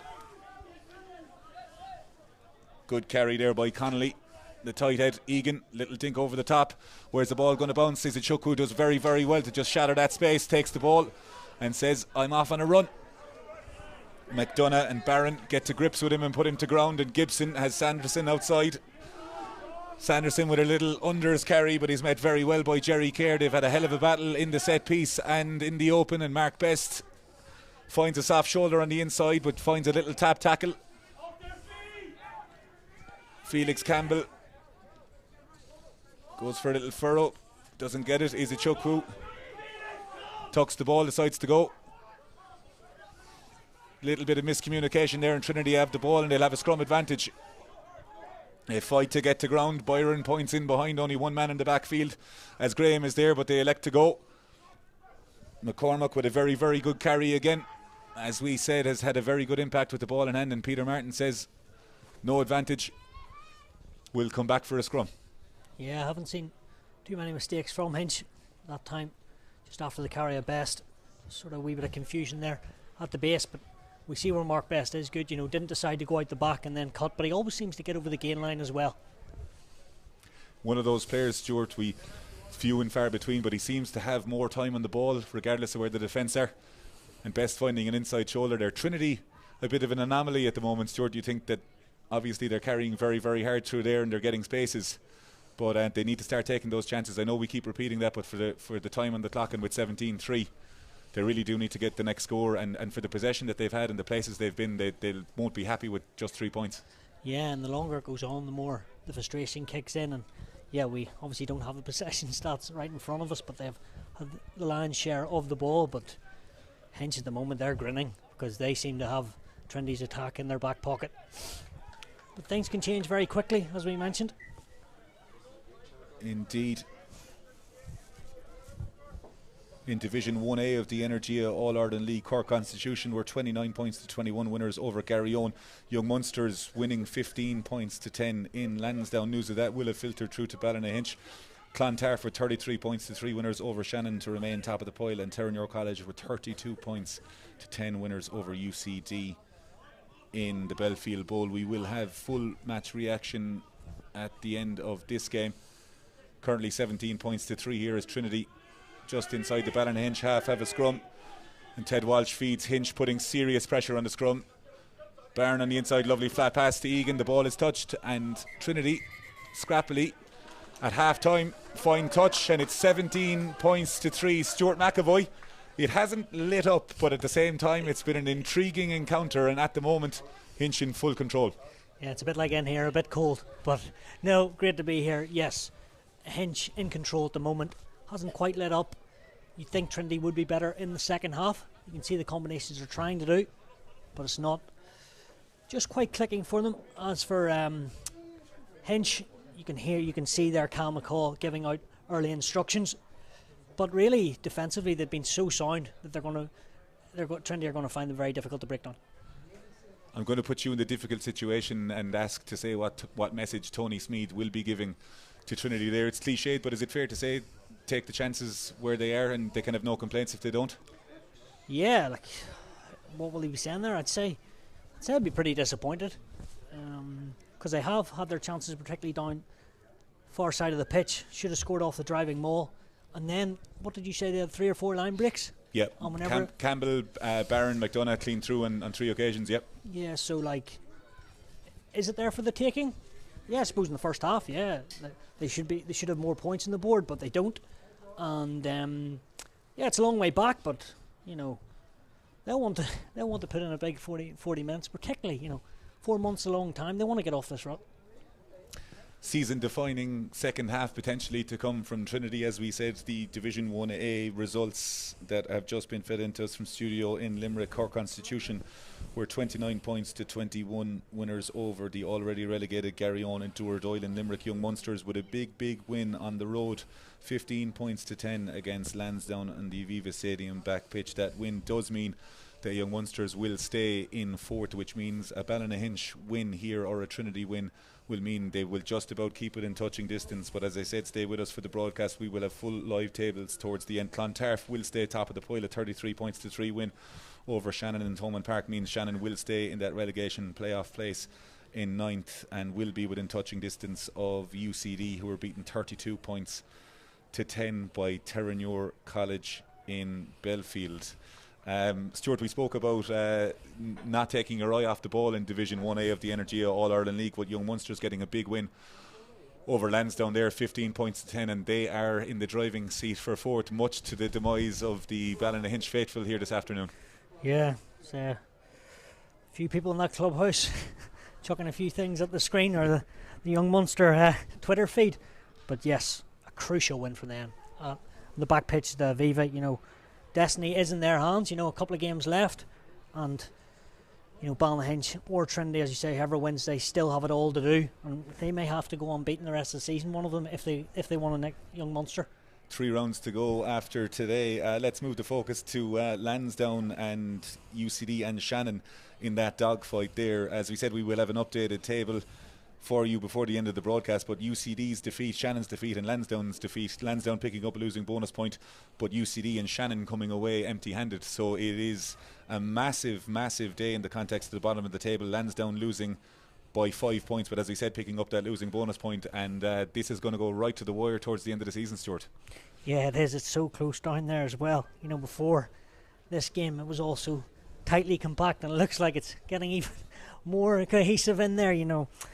Interesting. Shannon struggling there against Clontarf, obviously top of the league, so very difficult day for them. But Lansdowne losing bonus point, could that be crucial? And then UCD, they obviously turned a bit of a tide, but against Terenure College, they're back at it and really firing again. Maurice Hartree said in the Club Scene podcast 2 weeks ago that Terenure looked a little bit leggy, that they played a lot of rugby, and since then they were 43-0 up at half time against Lansdowne to win 43-24 and win 32-10 on the road. So you can thank Maurice Hartree for that. In Division 2C of the Energia All-Ireland League, Bruff were 2-point winners, 15 points to 13 over Bangor in Kilballyone Park. Skerries were 18 points to 10 winners over Clonmel on the road in Ardguia. Instonians, as we said, 15 try bonus points in a row, 56 points to 7 against Ballynahinch. Shawsbridge means Instonians will play their rugby in Division 2B of the Energia All-Ireland League. Well done to all those in Shawsbridge. Undoubtedly there will be celebrations tonight, but no doubt they will also want to go for the perfect season. Middleton were 24 points to 17 winners over Tullamore in Towns Park, which is a massive win, which means Skerries do move into second place and ultimately at the moment are in that driving seat for the home semi-final. And Sunday as well with a massive 49 points to 15 win over the Oma Academicals at the bottom of Division 2C. Stuart, much like Division 1A, 2C is going to go to the end, but just a word on Instonians. I think it was seven seasons that they had in junior rugby where they did manage to get back to senior, but they've gone not only to 2C but winning 2C in the form, they've gone to 2B. Daragh, I've never said as many nice words about RBAI or Instonians in my life, and would you stop it? They must be paying you. But yes, incredible. Yeah, plenty of pints will be drunk, but what a win for Sunday as well. That's 49 points to Oma. They still believe they can stay in this league. To my maths, Sunday as well, we're averaging about 11.5 points a game over the course of the first 14 games. So to score 49, they had a Harry Houdini / Harry Redknapp escape in the league last season from 2C. And the escape might be on there. As I said, we will bring you results and tables plus feedback from all games across the Energia All-Ireland League. But for now, at the start of the second half, Ballynahinch leads 17 points to 3 against Trinity. And with Young Munster's win against Lansdowne in the capital, whichever team wins here will keep the heat on. And it could be curtains for the loser. Egan finds a fantastic touch. Yeah, I think the wind, whatever it is just changed, and Trinity will have it in the second half, maybe so slightly, but that was a bit of a rocket launcher with a boot. Noticeably, Stuart, if you're Hinch here, tempo doesn't really matter at the start of the second half. You just try and take the sting out of any potential injection of pace from Trinity. Yeah, I would say Adam Craig, of course, doing a great job here, and at Sullivan, but we'll say more of the same, please, guys. Most facets they've not dominated but been on top, so why would you change anything that's different? A little bit of miscommunication call-wise there. Mislift for Hinch, and you can see Trinity there, all players gesticulating, I think, to say let's up the ante here, let's get a score. And 17-3, bit of a mountain to climb, but if Trinity were to get that next score, it would raise a few eyebrows here, Stuart. Yeah, talked about it earlier, next try, but really what to get back to 17 points to 10, be a few nerves coming into Ballynahinch, his team. So yeah, if the visitors were to get it, certainly would be right back in the hunt. Interesting how they're set up here, Daragh, all stacked on this open side. Jones and McDonough with a lovely little scissors shift movement early doors, got outside Mark Best and George Pringle, but Trinity will be going channel one in this scrum as they do. Well managed at the tail by Ruined Byron. Egan takes it right to the line. Lovely little carry there by Quinn. But there's just a little bit of movement on the ground there, and Trinity again in a promising position. Stuart cough up possession, and Hinch will go down the field here and repel them. Yeah, we know how good Ronan Quinn, the pocket rocket, has been for Trinity, but there it was all quite narrow and tight, and once he got tackled they were straight over the ball. Another member of this Trinity side, of course, with the Irish University's Quinn. Former Glenstall Abbey man in Limerick. One of a number, I should say, from Glenstall. Producing plenty of talent, Daragh, as you well know. Good connection between Glenstall and Trinity. Similar dress sense, funnily enough. Josh Hanlon gets ready. Lunny. Nice little dummy there. Lunny has been imperious in the air. And as they say that, the commentator's curse just manages to dribble the ball back, but it's cleaned up by Chris Gibson, who won't thank his number 8 for that. McCall met very well there. Nicholson of Trinity got low. Got the wrap in as well. Is a Chukwu. Met by Campbell there, but gets gain line. Saunderson again. The big man goes in a carry. He's had quite the battle. Thomas Connolly, as we said. Gemfrey does very, very well. Used to the touchline and just about stays in. Martin with a lovely little tip on to Lunny at 8, but the ball gets spilled out and Connolly is on the move there. Hutley not afraid to mix it with the big boys. Drops his shoulder, brings Connolly down. Hogan just inside his half, looking for the 50-22 here. Doesn't get the bounce, but the bounce on the inside of Graham. And Quinn, millimetres away. Gas from the Trinity crowd down to our left-hand side, and the game heating up here as Egan has the ball. Steps inside, steps outside, but well marshalled by Graham. Gemfrey with a lovely little tackle as well. Manages to dislodge the ball, and Peter Martin has a knock-on advantage. Lunny has Graham and Hanlon to clear out. And Gibson again. McCall, eyes lit up there, looked like he had space. Coughs up the ball, and Peter Martin says we'll come back for the knock-on here. And the temperature rising just ever so slightly, Stuart. Yeah, I thought there was a bit of temperature there from Cal McCall. I thought he was going for a 40-metre dash. You don't get over 50 caps for Ulster for nothing. But yeah, we just going back a couple of phases, saw the bounce of the ball, but Ethan Graham, he had to be alert, and he certainly was, because Ronan Quinn breathing down his neck and had about a split second, and the Ballynahinch fullback was spot on. Rest assured, Tony Smead and co have told the Trinity side work towards 3, 5 or 7, and that could have been the score that gets them back in the game. But as you said, McCall, there's a man who's really enjoying his rugby. I think he might be thankful that we're coming back from a scrum that he didn't have to gallop 40 metres.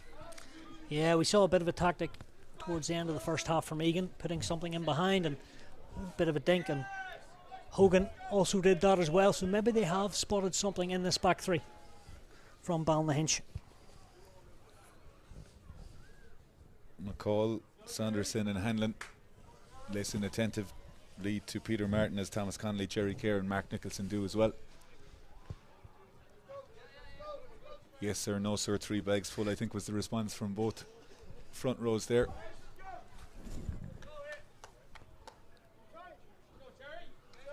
Bit like yourself, Daragh, always a good listener at scrum time, I would suggest. Can't hear anything in the second row, Stuart, I've always said it.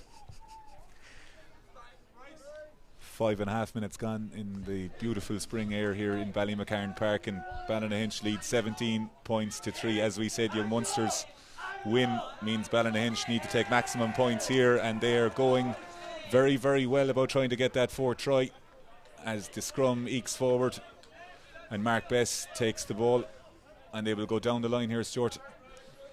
We talked about Cal McCall with ball in hand. There he was, back to the day job. And the grin was the size of Ballymacarn Park there, wasn't it, from his face? He was happy with that.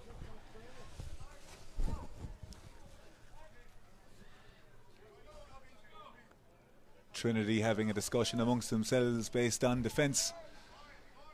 Ballynahinch first entry to the 22 in this second half. A little bit of a lull around Ballymacarn Park. Big play needed here from Ballynahinch. Zach Baird enters the fray for Trinity.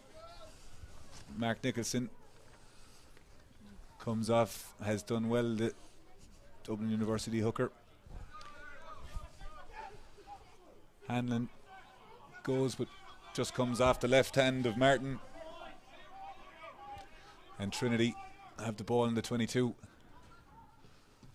A rare error from Hinch in the 22, and Egan's kick won't find touch. Well fielded by Gemfrey. Getting inside. Graham, his 15 teammate, bouncing him along. Ball goes outside the back of McCall. Josh Hanlon on the move there. Matty Ray tries to keep him in, but Trinity's drift defence, they double up and they manage to get Hanlon into touch there. Yeah, it was actually their scrum half. How well did he do, Ted Walsh? Slight boy, but tough as teak there, and Hinch probably, in that case, maybe running down a blind alley. Conor McKee, James Simpson enter the fray for Ballynahinch. Simpson, a big man, number 18. It's the replacement. Baird does well, hits his man, but it's not a clean delivery, and Walsh hits Byron. Byron's been very impressive in the back row for Trinity with ball in hand. Egan this time kicks over the top of the ball, but Gemfrey does well, controls it with the right foot, has Graham on his inside. Graham's going to go on a little run just inside the half there, well marshalled by Dan Barron of Trinity, and Hinch are going to snap back on this side. Hutley orchestrating, proceeding. Sanderson again with a lovely carry. Really good footwork from the big man. Hutley again, it's got Hannon on the outside, but Hutley says let's go, and a lovely little kick there. He was just inside the Trinity half, so Trinity will have a line out, but really good game management there from Ballynahinch. Yeah, great from Hutley there. Of course, Sullivan upper as well. Played a bit of rugby in Australia in the shoot sail, so played at a very high level, and you can see what he brings to this team. He marshals them. Both tens actually, I had to say the obvious are so key, but they actually have both used this right hand touch, Daragh for kicking for territory. It certainly didn't bring the climate back from him with Australia. Trinity on the move, do very well. Kuhn Doyle with a good take, good variation at the line out for Trinity. And they have gotten a little bit of change out of the Ballynahinch maul, but it looks like Hinch have set that as it moves in field now. Ted Walsh elects, takes the ball. Gavin Jones, good carry, but he's met very, very well by a number of Hinch men. Mark Best looking to get a turnover there, and looks like Trinity are going to play from here. Egan, lovely little 1-2 step, but he's hit very hard by Lunny. Referee Martin says there was a wrap in the tackle. Trinity again inside their 22. Need to look after the ball here. It's a good carry again by McCormack.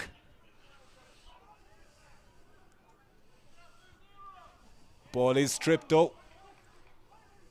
Martin has his hands out for a scrum. Advantage to Trinity. Trinity again. Colm Hogan trying to forge something from nothing, as Trinity have so often done. Izuchukwu again winning that battle, and Egan has the ball in his hand. No chase line, a little bit of time. Right footed, isn't going to find touch, and it's Graham who's covered a lot of ground for Hinch. Puts it up and under, and it's loose, and Colm Hogan is going to have an opportunity here. He's got Ronan Quinn on the outside, but he elects to kick it and won't get a bounce on that, and a rare error from Colm Hogan just when the space looked like it was opening up. Yeah, you don't see too many errors from him, but I think it's credit to Ballynahinch. You know, Hogan's tried and tried, but we've yet to see him really break the line, and that's obviously what the Hinch coaching staff have done all week. They've realised how important he is to this Trinity team, and they've stopped him. Hugely physical, 15 metres either side of both rucks, with players and a lot of changes early doors, but Hinch firmly in control here. You mentioned changes there, Zach Baird, obviously Ryan's brother. I know Tony Smeeth really rates him. Just missed out on the under-20s in the Six Nations, but who knows, there's a World Cup down the line. Yeah, real dynamic, and seems to be another one of those young guys that has a big future. One of the Tony Smeeth Academy players, I think people like to call him. Can you let me know how long that list is? Louis McDonough having a conversation with Peter Martin here. As several players receive attention. 17 points to 3 the score here. Ballynahinch 3 tries. Scintillating rugby in the first half. Trinity's penalty coming early doors from Aaron Egan. Plenty of field position for Trinity, but just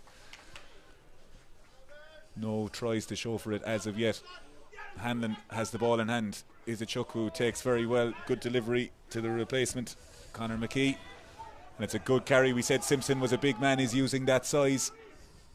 Hanlon, nice little inside, but it's well read. Graham throws it to McKee again, like all good nines, tracking in the outside of McKee, going, falls to the ground, but has he gotten over the line? He has. And Ballynahinch secured a bonus point here in Ballymacarn Park. What a play, Stuart MacAvoy from Ballynahinch. Yeah, Conor McKee coming on, doing exactly what they would have asked for in the Ulster Academy, but injecting pace. And then the positive lines coming back on the shoulder. Skill set's very good. And there you go. Great score from the home side. Trinity looked just to have read that lovely little inside ball. I think it was a Joe Schmidt play. Josh Hanlon, the decoy, taking the ball to hit Graham on the inside, but Graham's power stepping off that left foot managed to get an offload to McKee, who was tapped but just about got over the line, and that does secure the bonus point for Ballynahinch. A little bit of soul searching, Stuart, for Trinity underneath the post at the moment, but Hinch full value for the bonus point try. Yeah, they are full value. You know, they've come with a game plan, they've stuck to it. It's been really, really good. As for the side behind the post, Trinity, they look pretty dejected there, Daragh. You can't blame them, you know, as they've given their heart. There's plenty of time left as that conversion goes straight through. They've gave everything, the execution hasn't been there, and at the moment they're coming off the worst. Great strike from Hutley there, drew it in very, very well. I've been in the position Trinity have been in on this pitch, Stuart. It's not a nice place to be in, but game not a million miles away from them, but they certainly do need to get the next score, and Ballynahinch will be in no mood to let up, particularly as we said with the news of Young Munster's win in the Aviva. Izuchukwu carries well again. Kuhn Doyle has been impressive for Trinity since coming in early doors in the first half.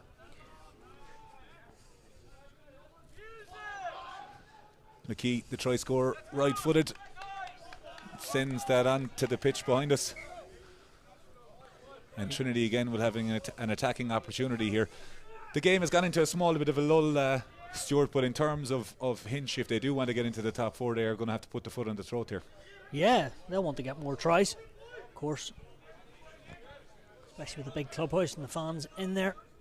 And also the momentum for the last 3 games of the season. Seen how good the strength and depth is with the likes of McKee coming off the bench. Baird hits Doyle. Trinity hit up in midfield. They look to go around again. Hogan has ball in hand, steps on the outside, dinks it in behind. It's going to be a foot race here. Egan goes, but the ball does land into touch. Decent play from Trinity. Yeah, and it was there. Colbert's on. They pushed Egan into the outside channels. Hogan obviously still on, but Harry Colbert, I know he's highly rated as well, injured last year, so good to see him back. And we saw he also likes a 10, likes to play flat, as we saw in that instance.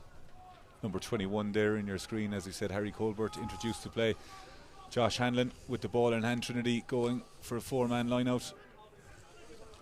Lunny, great take in the air again. Been very good this afternoon as Brad Lunny. Simpson tries to carry. Made that break, so there was extra eyes on him from the Trinity defence. Trinity working hard here not to give Hinch a good exit. McKee finds Hutley. And that's a lovely little strike into the wind, really drills through the ball from under it, and Trinity will have a line out just outside the 22. But Ballynahinch's basics, Stuart, have been very, very good this afternoon. Yeah, all coming from that man Hutley. You know, the forwards are looking up there with a massive smile on their face. He's made 30-40 metres in a bit of a tricky wind.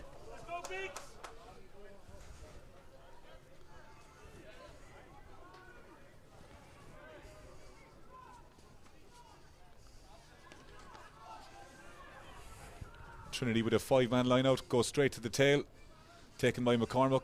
Scrappy ball, but they're off the back. Colbert hits up Jones. They like that midfield hit. Do Trinity. Colbert. Egan, the playmaker in the first half, asked to carry in the second. Good little carry. Looking for Quinn. He's got Quinn on the outside, and Quinn is going to go. And just like that, Trinity, with a lovely little play there, Stuart, and Ronan Quinn, the speedster, gets in the corner. Yeah, it was that man that came off the bench in the first half, McCormick. We dink himself through the gap, and then great offload to the winger. Tell you what, once he gets away, he's going to get under the sticks.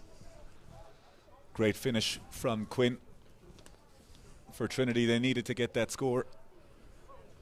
Egan with a difficult conversion here on the touchline, but if there's any team who want to get into a game of sevens and throw the ball around, it's going to be Trinity. So Hinch will try and look after the nuts and bolts and tighten it up. Yeah, they love a second half charge, don't they? Did it last week against Clontarf. Never say die attitude, so full credit to them. Egan from way out left here, half a metre in from the touchline. Right footed. Strikes it well, but it's fading off to the right, and the score after 18 minutes here in the second half, Ballynahinch, a bonus point try, 24 points to Trinity's 8. Haven't seen too much of the Chesn Colby of Trinity. We saw him there, Daragh. Indeed we did, but really enjoying their rugby. The forwards have foraged, worked really hard. The introduction of McCormick and Doyle have really worked well for Trinity. It's a big 20 minutes in the context of their season. Hinch taking their time to get to the half. Hutley, high hanging kick, well taken by Trinity. Dan Barron, Colm Hogan, you get the sense here that Trinity are going to have a real go. Ruan Byron, Walsh, Colbert left footed, goes, Hutley takes control. Little shooter from Jones, forces Cairns on the way in back, and he gets over the halfway line for Hinch. McKee, Hutley again swinging right around. Izuchukwu offers himself, and he's on a gallop here, and Izuchukwu is brought down well by Campbell, but a lovely little offload to McKee, who's popping up again, and he's got Graham on his outside. It's a foot race with Quinn, and Graham is going to go, and Graham is going to score, and it's Hinch's 5th try in Ballymacarn Park, and it's a case of anything Trinity can do, we can do better. Stuart MacAvoy. Yeah, we asked for tries, and we're certainly getting it. Tell you what, Conor McKee, he's made a massive difference, hasn't he? McKee has been really, really good since he came on. Gibson had an excellent 40 plus minutes, but since the introduction of McKee, he's just popped up in those areas like all good nines, tracking upfield, staying on the inside for those passes, and he's been key in that assist, and he's also got one himself. Yeah, and the towering figure, Izuchukwu, just walks over the halfway line. Pretty pleased with himself, and the abrasiveness through the contact, and then the wherewithal to get the ball away. Izuchukwu and Man Mountain, as we said, a big performance for Ulster in the Shark Tank last week, picking up where he left off in Ballymacarn this week. Greg Hutley.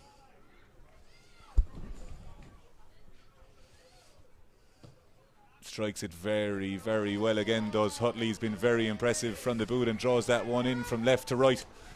And Hutley is in the groove, and Ballynahinch firmly in control here in Ballymacarn Park as we enter the final quarter. Ballynahinch 30, Trinity 8. Hutley with a real spring in his step, doesn't he? A joy to watch so far, Stuart. Colm Hogan will leave proceedings. Liam McMahon reintroduced and will go to full back. Egan restarts. Izuchukwu. Cries of go easy from the right hand side. Nacho Cladera, the man on the ball, has been introduced. Good early carry. McKee, Hutley perhaps calling for the ball, but McKee puts it high and hanging into the sky, and it's well fielded by Liam McMahon. Good reintroduction to the game for the winger, now in at 15. Ted Walsh looking for forwards. McCall doing just enough to slow the ball. Colbert, lovely little flat pass to Barron. Hinch trying to double up on those tackles. And Felix Campbell in a very similar position to the first half makes a lovely little break at pillar. Peter Martin has his hand out, and Trinity will have a play here. There's no doubt about that. Colbert swings the ball out there to Louis McDonough at outside centre. Aaron Egan trying to orchestrate his midfield to get in behind. Again, a second receiver. It's a good carry from Trinity, 15 metres in. Thomas Connolly met very, very well by the Hinch defence. Colbert looked lively since he's come on. Egan goes out the back, doesn't quite find a hand, but it's Ronan Quinn gets it. Steps in a phone box, does Quinn. Trinity at every opportunity looking for offloads, and McCormack carries very, very well and finds the replacement, Zach Baird. Walsh. McKee again shoots off the line for Hinch. Jerry Kerr with a good carry. Walsh to McCormack. Simpson and Baird exchanging addresses on the ground as Colbert hits Byron. Hugely abrasive carrier for Trinity. Hinch managed through Izichukwu to disrupt, but it's Kuhn Doyle.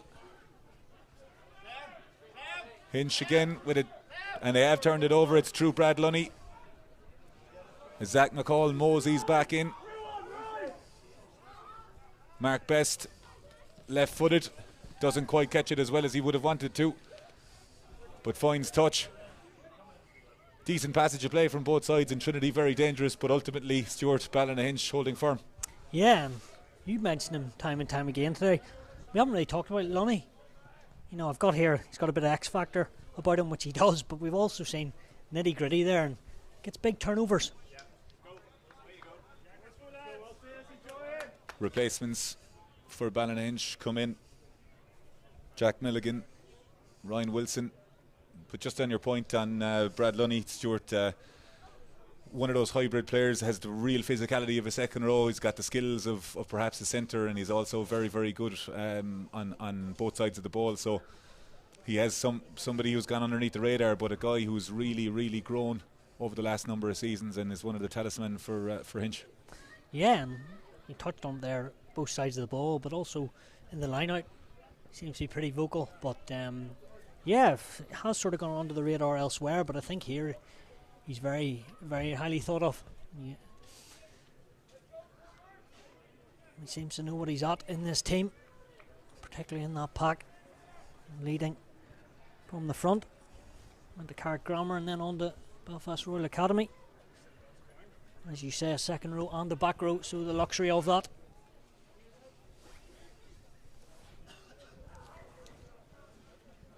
Zach Baird gets the boots trapped, and Trinity with the old rush to the front. Doyle with the take. Trinity look for a rumble. Liam Nolan, he's on at 9 there, and Lunny looks to have gotten his hands on that ball there, and he has. And Ballynahinch, as we said, Stuart looking after the basics very, very well.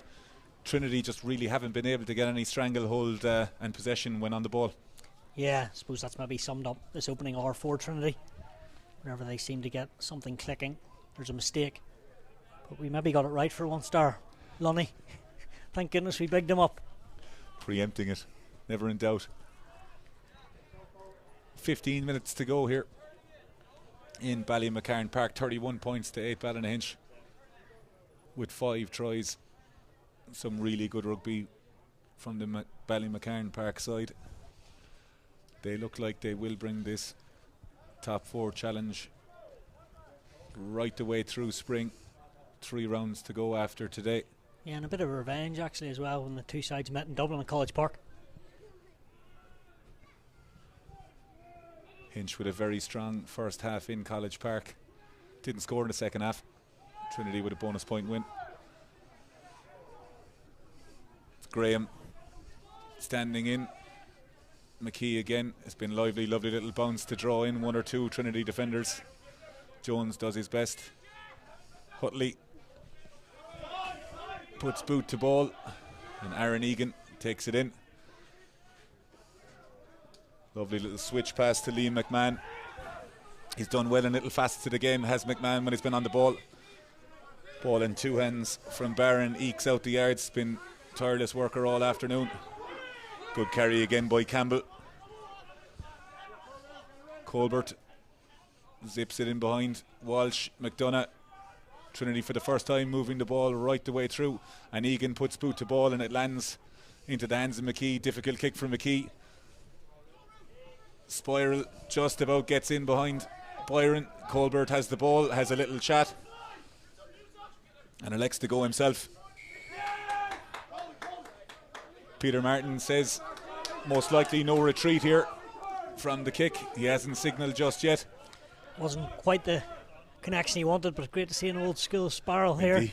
Especially at what, 0 degrees temperature. Not including the wind chill. Any chance to get the spiral in? You know how I feel about these things. A work of art, Stuart. A work of art. Colbert receiving attention here. You can see with so many guys on the floor, even though it is cold, the tempo's been quick, hasn't it? Yeah. We say it every week though, Stuart, in terms of the physicality. Doesn't matter if it's the top of the table, the bottom of the table, the middle of the table. It's the encounters are ferocious, and both benches needed to full extent, even with 13-14 minutes to go. Yeah, and also we saw benches being introduced before half time, so it shows how important they are. Egan pokes Trinity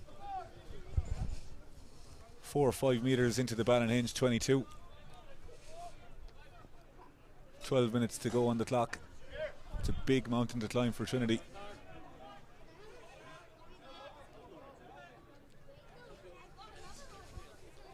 .8 state prediction sort of going out the window, Daragh. Baird. Lunny again. I'm not sure if Hinch Distillery look after man of the match, Stuart, but I think Lunny's name will certainly be in the hat. Yeah, it'd only be fair, wouldn't it? But we'll give it a few minutes yet. Matty Ray clearing out the ruck. McKee right-footed. Difficult enough kick to get distance on here for McKee, but organises chase line. And as the angle goes, it's a super kick from McKee, and Trinity will restart the game just inside. A difficult place to be, Stuart, for Trinity at the moment. 31 points to 8 down. It's not through want of trying, but just haven't taken their chances when they've arisen. Yeah, I said that at half time. It certainly isn't through trying, just maybe a wee bit off the pace. And then Hinch, to be fair to them, we'll give them all the credit. They've made it work and they've been very good this afternoon. Josh Hanlon profits from a Trinity overthrow, and McKee very, very smartly, seeing that there's nobody in the backfield, kicks very well, and that will end up as a 50-22, and McKee has been worth his weight in gold since being introduced. Yeah, I know Queen's University were gutted to lose him, and you can see how good he is when he's got on, especially his pace. But there, 50-22, spotted the winger was up and put a neat dink in behind.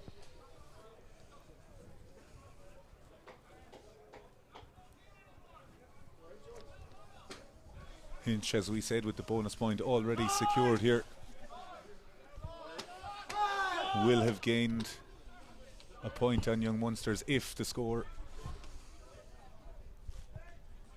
remains the same and they go on to win the game. Nacho Cladera goes back out to give the call for a third time to Josh Hanlon, and Peter Martin tells him to go. He's a big old boy, isn't he? Big old boy is Nacho Cladera. A crowd favourite here and a firm club favourite. Lunny takes the ball, transfers back to McCall. Hanlon to McKee, to Best. Looks like there was a hand, and Peter Martin says it was deliberate. Unlucky there from Gavin Jones, but real good skill set from Hinch there through Hanlon and McCall, and they're in the mood to play. Looks to be maybe a yellow card here. Daragh, I think Peter Martin's had enough, and Trinity down to 14. Gavin Jones, I think it was. Word on Peter Martin, he certainly allowed the game to flow. Yeah, indeed, Peter has been a fantastic official. Covered the Terranure Clontarf game a couple of weeks back.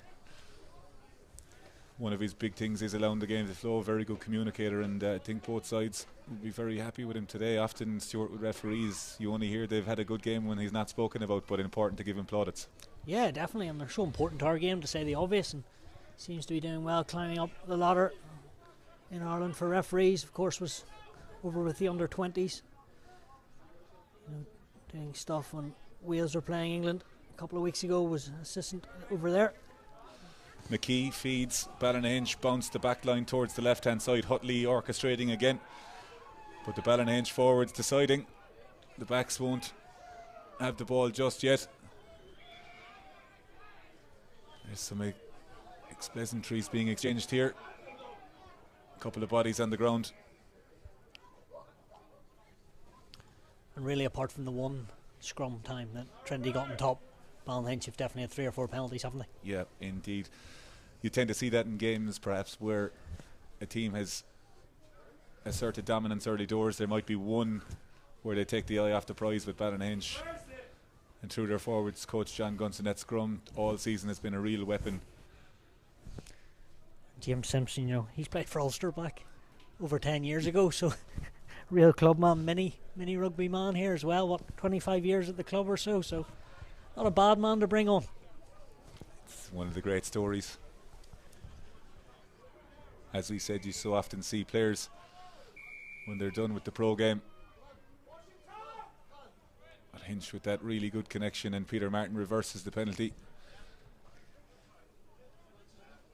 And Egan lands the ball right into Stuart MacAvoy here. Couldn't even call a mark there. He can spiral it back to him if he has the space. Stuart MacAvoy has given the ball back to the Trinity. He hasn't thrown it into his gear bag to take it up the road. Monkstown seconds was my highlight reel there 4 years ago, and I think I'll stay with that. Baird gets the call from Kelly. Peter Martin asking for the receiver for Trinity, which is Felix Campbell. Liam Nolan backtracks. Baird over the top again, and Hanlon profits. McCall throws the ball out just across the hands of Milligan. Best hits Graham. Graham's been so good with the ball in hand all afternoon, and he's off again, and Graham beats 2 would-be tacklers on that left-hand touchline. McKee out the back of Hanlon. Hinch trying to utilise that space and go coast to coast, and Mark Best looks up, a little dink over the top. Ted Walsh is going to go, ball bounces up on him, but Lunny has an opportunity here, stays disciplined and on his feet, does Lunny. Trinity working hard to ruck out over, but Lunny does get his paws on the ball, and Hinch will have a penalty 5 metres from the line. Will they elect to go quickly, or will they take a scrum or go to the corner? They're spoiled for choice, as Thomas Connolly enters the fray again for Trinity. That was Best literally in full Lunny flight. goes quickly. McDonough again scrambles very, very well for Trinity. Cladera picks up the ball. McKee telling his forwards to get around the corner, but they're held up over the course of the line. And Trinity will have a goal line dropout. Yeah, I was just about to say there before we can hardly take our eyes off this. Mark Best, crucial there, reverse pass and then scanning and putting a crossfield kick, and that's him in his element at his best, pulling the strings. Best so influential all season for Hinch as the ball bounces and bobbles to Hutley. Brings in Milligan. Lovely little placement from Milligan, gives McKee a little bit more time, and Hutley moves it out to Best. Best lovely inside, lovely little out the back from Graham. He's got Hannon on the inside, and Graham is going to go. Graham's going to step outside, but he's well tackled by McDonough, and he gives it across to McCall, to Hanlon, and Josh Hanlon scores Ballynahinch's 6th try, and that's game, set and match, and Hinch in irresistible form. Stuart MacAvoy, and some great rugby to show. Yeah, what Mark and Best can do, Ethan Graham can do the exact same thing. Distribution brilliant, no look pass. I'd love to have a look at that last pass to see if it went forward, but for the 6th try, doesn't matter too much. It's game, set and match, and really they've opened the wings in the second half, and great to watch from up here. They have indeed. Mark Best, as we said, so good all afternoon for Ballynahinch and all season, taking that ball in and giving space on the outside for Graham, who offloaded to Hanlon to score there. The bonus point win, Stuart, does mean that Ballynahinch do gain 1 point on Lansdowne. on Young Munsters, after their win against Lansdowne. So it is going to be a good afternoon all around, even when they hear the result after the game. Yeah, you're right. 1 point could be so crucial come the end of the season. If you'd offered Adam Craig that before today, he certainly would have bit your hand off. Hutley strikes well, but it just tails off to the right hand side, and the score as we enter the dying embers of the game is 36 points to 8 for Ballynahinch. And it's been a work-like performance of sorts, Stuart, but the skill set has been very, very impressive. Yeah, I think it has, but also I think we've got to give them full credit. It's been a very good day out. Mark Best decides to go for a canter. He's got options left and right. Well marshalled by Nolan there. Had too much choice he did, and Josh Hanlon just about having his pocket picked, and Trinity have the ball just inside the Ballynahinch half, trying to finish strong here in Ballymacarn Park. The college outfit. Colbert takes the ball from Nolan. Nolan dinks it in behind, looking for that 50-22, and the bounce works well in his favour, but it's well fielded by Gemfrey. Sevens man, the little show and go, gets outside Colbert and he's gone off on a canter. Led very well by Campbell. Been very impressive work rate wise, the back rower for Trinity. Milligan trying to go. Peter Martin unsided there, and Gemfrey on the move here on the left hand side. Does try and get around McMahon, and Gemfrey bringing his sevens back around into the game. McDonough has the ball. Another of the many Trinity men who have worked very hard all afternoon, and Nolan plays the ball to Doyle. Doyle is met very, very hard. Is it Chukwu still hunting for work late on? Mark Best goes well. Ted Walsh now on the wing and plays a 9. Gemfrey just runs across the line, and Peter Martin says that is a penalty and he will go to the bin. And Stuart MacAvoy, we have seen this Hinch team, the replacements that have come on have added to it. There's a real spice to it, and they are not finished until that whistle is going. No, Gemfrey, he may get a yellow here, but it's just, as you say, on his travels. And it's turning into a bit of a sevens the last 5 minutes, isn't it, Dar? We would have liked that at the start of the game, Stuart, but Gemfrey has his race run, a wry smile, happy with his afternoon's work, and why not, apart from the yellow card. Egan puts Trinity into the 22. Well educated as well there. Gemfrey went to Cambridge and scored 2 tries in the varsity, but still has a rare smile there, and maybe not one of his brightest moments. I'm sure his tenor will go into the Hinch end of season fund for his malpractice. Trinity just walking slowly into that line out. Barron has been good all afternoon and elects to call the ball on himself, and they go for that little transfer towards the right hand side, and Trinity eking towards the line, and they do manage to get over, do they? And Peter Martin says they have, and inside that flurry of bodies, we haven't seen who's gotten up with the ball there, but bittersweet for Trinity there, Stuart. We had spoken about them early doors in the first half with those 2 maul sets. They were just in around getting a try. Campbell losing the ball early in the first half in front of the clubhouse, and they just about get the try at the end. Yeah, a lot of tired bodies out there. A consolation, as you say, but well deserved there, and them all look pretty good.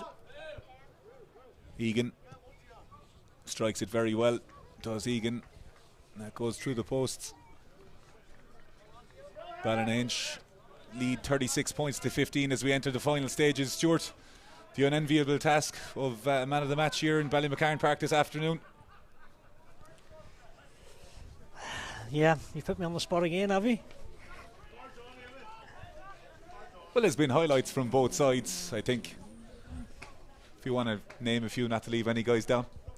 Yeah, well, I think Dan Barnes been great for Trinity. As Trinity, excuse me, Stuart, go on a rampaging run on the outside there.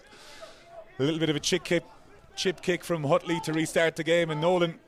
Trinity trying to finish very, very strong here. Campbell met by the Hinch defence. Nolan to Colbert on the way out the back to Jones to McDonough. He's got Egan. He's got Ted Walsh trying to get that switch. You could see what he's doing, but Mark Best does very, very well there, going to the very, very end But Stuart MacAvoy, you were saying? Yeah, I was just saying, I was doing the visitors first. Dan Barnes been good, but really for the home team, could name plenty. Izuchukwu is probably my man of the match, I think. Greg Hutley's been very good, but I'm going to give it to the second row. I think he's come back from Ulster duty and done very well today and really led from the front. Hard to disagree with that. Cormac Izuchukwu, Stuart MacAvoy's man of the match. He's got some confectionery, a bottle of white I think he'll be giving him after the game. Hanlon, Lunny dummies to the back, gets to the front, palms it back to McKee, hits Simpson, the big man, with a bit of a step to get on the outside. McKee and Hinch just about knock it on, and Peter Martin says that will be that in Ballymacarn Park. The full-time score here in this Energia All-Ireland League game. Ballynahinch bonus point winners, 36 points to 15 against Dublin University. Stuart MacAvoy, the second half, sum it up for us. Yeah, well, as we asked for in the first, we got plenty of tries. I think Ballynahinch were just a gear above today. Really, as I talked about, their game plan worked as good as they would have wanted, and really their powerful pack led the way and their backs chipped in and behind, but they were too good for the university side today, Dar. And in terms of the message after the game, Tony Smead for Trinity, he spoke before the game about them. They would need to perform very, very well. They did perform, they worked very, very hard, but ultimately the chances that they had, they didn't take, and they didn't come away with anything, unfortunately. Yeah, he would have known that basically to win today they would have had to take in those chances, and then having not won in a couple of months, the heads would drop, and really they would have thought, you know, it's not going to be the tide turning today and get that win. So like at half time they were down, they rallied earlier in the second half, but as soon as Hinch got that crucial score, that was really history, and that was it. Hinch daring to dream of the top four here, Stuart. As we said, we will be getting to the 5 divisions and results in just a few moments' time. Fantastic to see the club in full voice with the supporters here, and the clubhouse and car park still full here, and it looks like they're going to have a good night in the club this evening. Yeah, well, 5 minutes ago we said they've actually got a net 1 point gain on Young Munster today, so they're still right in the hunt. Of course, a few big weeks for them. We have a break now, but then March into April, but another 3 wins, 2 you would have think. 2 might get them now after that Young Munster result. You would have thought they might need to win all 3, Daragh, if they want to get in the hunt and really create history. But today, this is the first time actually they've won 9 games in this league. So there's a feather in the cap to Adam Craig and his team. It's the first time they've done it, so fair play to them. Indeed, just 2 wins to their name last season, beating UCC in that double playoff game to ensure survival. And Adam Craig's team throughout the course of the season has been belief. If we move the focus to Division 1A of the Energia All-Ireland League, we will have the tables on screen here in just a few moments' time. But Stuart, just to recap the results in 1A this afternoon, Ballynahinch were 36 points to 15 winners over Dublin University here in Ballymacarn Park. Garryowen were beaten 29 points to 21 by Cork Constitution in Dooradoyle in Limerick. Young Munsters were 15 points to 10 winners in Lansdowne. A big win for Young Munsters there in the capital this afternoon.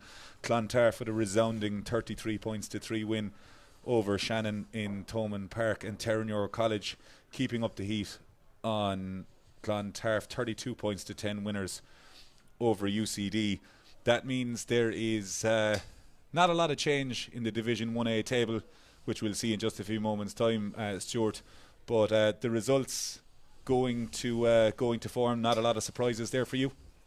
No, you're right. Not a lot of surprises, but still, teams that had to win did just that. And as you say, there's the Ballynahinch 5 points shy of 4th there in Young Munster. You would have thought, see the interesting, they're 6th and 9th.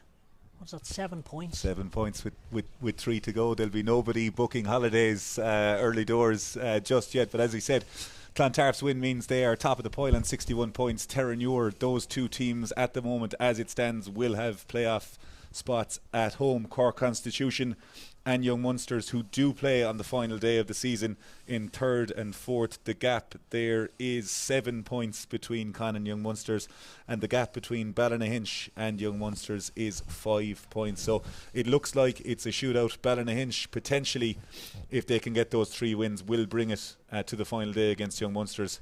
Yeah, but it's going to be very difficult. Away to Clontarf, away to Shannon, and home to Lansdowne. So it's going to be tricky, but it's still there. You know, who knows? Anything can happen in this league, as we said. That's why it's so good. But you would have thought, dare I say it, the top 4 probably looks set, but I'll eat my words. Stuart MacAvoy thinks the top 4 is set, and I think if you ask any Limerick, Cork, Terranure or Clontarf people, that they will agree with you. Moving to Division 1B of the Energia All-Ireland League, a results rundown. City of Armagh were 23 points to 20 winners over St Mary's College, and they remain top of the pile. Highfield got back to winning ways, eking out a big win, 21 points to 16 against Old Wesley in Woodley Park. Malone with the result of the round in Division 1B, 32 points to 17 winners over Naas in Gibson Park. Old Belvedere with a resounding 34 points to 7 win over Buccaneers in Campbell Park.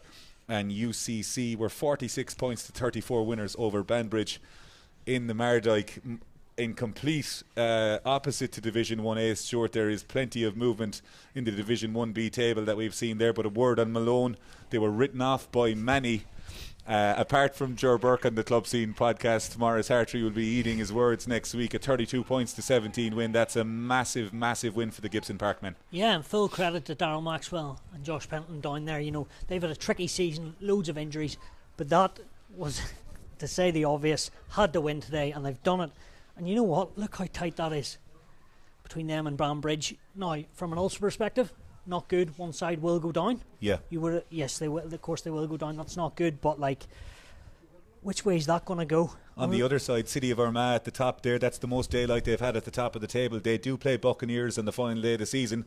We on the podcast during the week said it would be a shootout between City of Armagh and Buccaneers, but Old Belvedere have ripped into life. That's 8 wins on the bounce, I think, for a team that hadn't won away from home in about 16 months. To go and win 8 games on the bounce with 4 away wins is phenomenal. Highfield's win moves them into 4th on 45 points.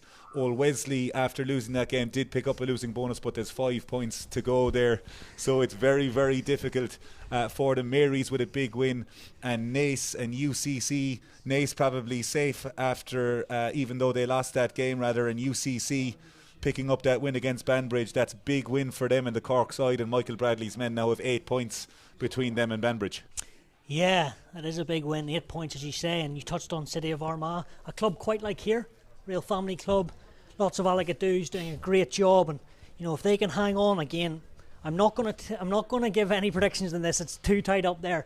But they've had a great season, another couple of wins, and you'll have 2 clubs from Ulster in 1A. Chris Parker and co doing a fantastic job in the Palace grounds, but no doubt Captain James Bollard in Belvedere was belting out their song this afternoon in Campbell Park. Daragh, just there lastly, Old Wesley have it all to do. You know, lost last week and this week as well, struggling at the moment. Still would never write them off. Done plenty of game there where they never stop scoring tries, but 5 points back, a couple of big weeks for them. Indeed it is. Moving to Division 2A of the Energia All-Ireland League, all 2:30pm kickoffs. The results: Queen's University with a 1 point win on the road in Stradbrook, 28 points to 27 over Blackrock College. Barnhall with a 21 points to 17 win over Cashel in Parsonstown. Massive in the context of the playoffs, as that was 4th v 5th, but we'll see the table in just a few moments time. Old Crescent with a huge win on the road in Navan, 22 points to 21 in Ballyreesk. Old Nina Ormond kept up their playoff hunt, 34 points to 24 over Ballymena in New Ormond Park. And the basement battle, what a game that was. Bows 12-0 up at one stage, Dolphin going 15-12 ahead, but UL Bows coming out on top, 27 points to 24 to go 3 wins on the bounce for the first time in a year and a half. So a lot of statistics to throw there, Stuart, but You've done your research there, I'll give you that. We'll see the table here in just a few moments' time, but massive wins right across the board, and that means in Division 2A. Queens will go back to the top of the table on 54 points. Nina Ormond, the dizzying heights of second, tied on points with Blackrock in third and Barnhall in fourth. That very much does look like that will be the top four as it stands come April 15th after Barnhall's win against Cashel.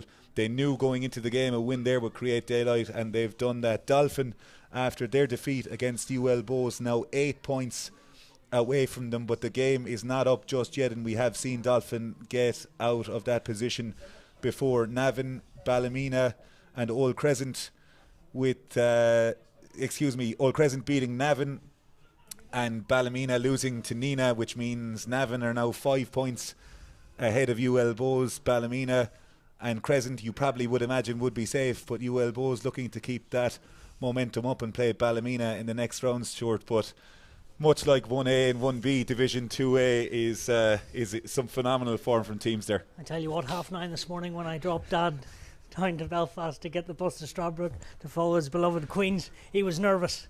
And at one stage they were 17-7 down today, but he'll be a happy man tonight. And Queens, a team actually so much talent, and sometimes when you expect them to win, they don't actually win. Today, 1v2, and fair play, they've come out on top, 1 point game. But again, look at that there at the very top. Anyone could still win that league. Indeed they could. We said it would go down to a final day shootout. The trophy will have to be flown into either Dublin, New Ormond Park, Stradbroke, or maybe even Parsonstown, who knows. Moving to Division 2B in the Energia All-Ireland League, the results from this afternoon: Belfast Harlequins with a massive 24 points to 12 win over Greystones, which means Greystones' perfect run does come to an end, but they remain top of the table, and there is a massive game for them to come in a couple of weeks' time. Wanderers were 20 points to 7 winners over Corinthians on the road in Corinthian Park. A massive win for Owen Sheriff's side. No doubt they'll be enjoying that bus home. Dungannon were 35 points to 26 winners over Enniscorthy in Stevenson Park. A big win for the Dungannon side. Malahide beat Rainey Old Boys 27 points to 20, and strangely enough, I think, Stuart, that result may have them within a touching distance of top four. And Sligo won the Connacht Derby 36 points to 22 against Galwegians in Hamilton Park. We said 1A, 1B, 2A, 2B, just like that. The leaders beaten, the second team beaten in Greystones and Corinthians. Both sides at the bottom, Galwegians and Enniscorthy, also beaten. But in terms of the gap for the top four, this one looks like it's wide open, and it is there. Wanderers on 37 points, tied with Rainey in fifth. Belfast Harlequins and Malahide, one win for any of those teams will see them go to fourth, possibly even third. Corinthians and Greystones are way out in front, 11 points the difference, 9 points the difference. So a win next week for Greystones, depending on whether or not Corinthians pick up anything, means Greystones will be promoted. But Stuart MacAvoy, try and make sense of third to seventh for us there, please. Well, I think someone in your podcast this week tipped that Harlequins would do a job on Greystones, if I'm right. Morris Hartree did. He made several calls that were all wrong apart from that one, Okay, I can tell by the disgust. But yes, look at that. What have we got? 1.3 sides. Rainey maybe struggled the last couple of weeks as well, so they'll need to get their act together. Harlequins, that was vital today. And then Wanderers sitting in fourth there, 37 points. So 3 games to go, and I'll let you decide who's going to get fourth. Indeed, 3 games to go in Division 2B. Moving to Division 2C, the final division this afternoon. The results, all 2:30 p.m. kickoffs. Bruff were 15 points to 13 winners over Bangor in Kilballyowen Park. Skerries with a big win on the road in Munster and Arguia, 18 points to 10 winners over Clonmel. Instonians, as we said, 15 points, 15 try-bonus point wins in a row means they are promoted today, so well done to all in Shaw's Bridge. 56 points to 7 over Ballina. Middleton were 24 points to 17 winners over Tullamore in Towns Park. A big win for the Cork side on Sunday as well, with the result of 2C, 49 points to 15 over the Oma Academicals. They were averaging just under 12 points in the 15 games before that, and they hit 49 today, Stuart. A lifeline for them. And in terms of the table, there's a lot of movement in and around the mid part. Instonians, as I said, were promoted, But there's a lot of movement at the bottom of the table, and Sunday as well, after that win over Oma Academicals, allowing them pick up nothing, have given themselves a real lifeline, as we will see from the table. Yeah, look at that Sunday as well. What a day for them, closing in on 50 points, giving Oma Academicals a good hiding. But look, 8th and 9th there, 4 points between the two sides, 3 games to go. But tell you what, the confidence on Sunday as well, that'll certainly have shot up. Indeed, the taps will be flowing in Sunday as well. This evening, Clonmel, even though they lost, will stay in 4th. And Skerries and Tullamore don't switch places. They do switch places. Skerries are into 2nd after that result, and Tullamore will be there. We will update that in just a few moments' time. But massive wins across the board. Stuart MacAvoy, I won't ask you to compliment Instonians or RBAI again, but incredible results across the 5 divisions in the men's Energia All-Ireland League. Still plenty to play for. But as the dust settles here in Ballymacarn Park, Ballynahinch's bonus point win against Trinity means they do stay in the hunt for the top 4. This has been a Club Scene podcast co-production with the Irish Rugby Football Union, from myself, Daragh Frawley, and from Stuart MacAvoy. We will see you again, and thanks for tuning in.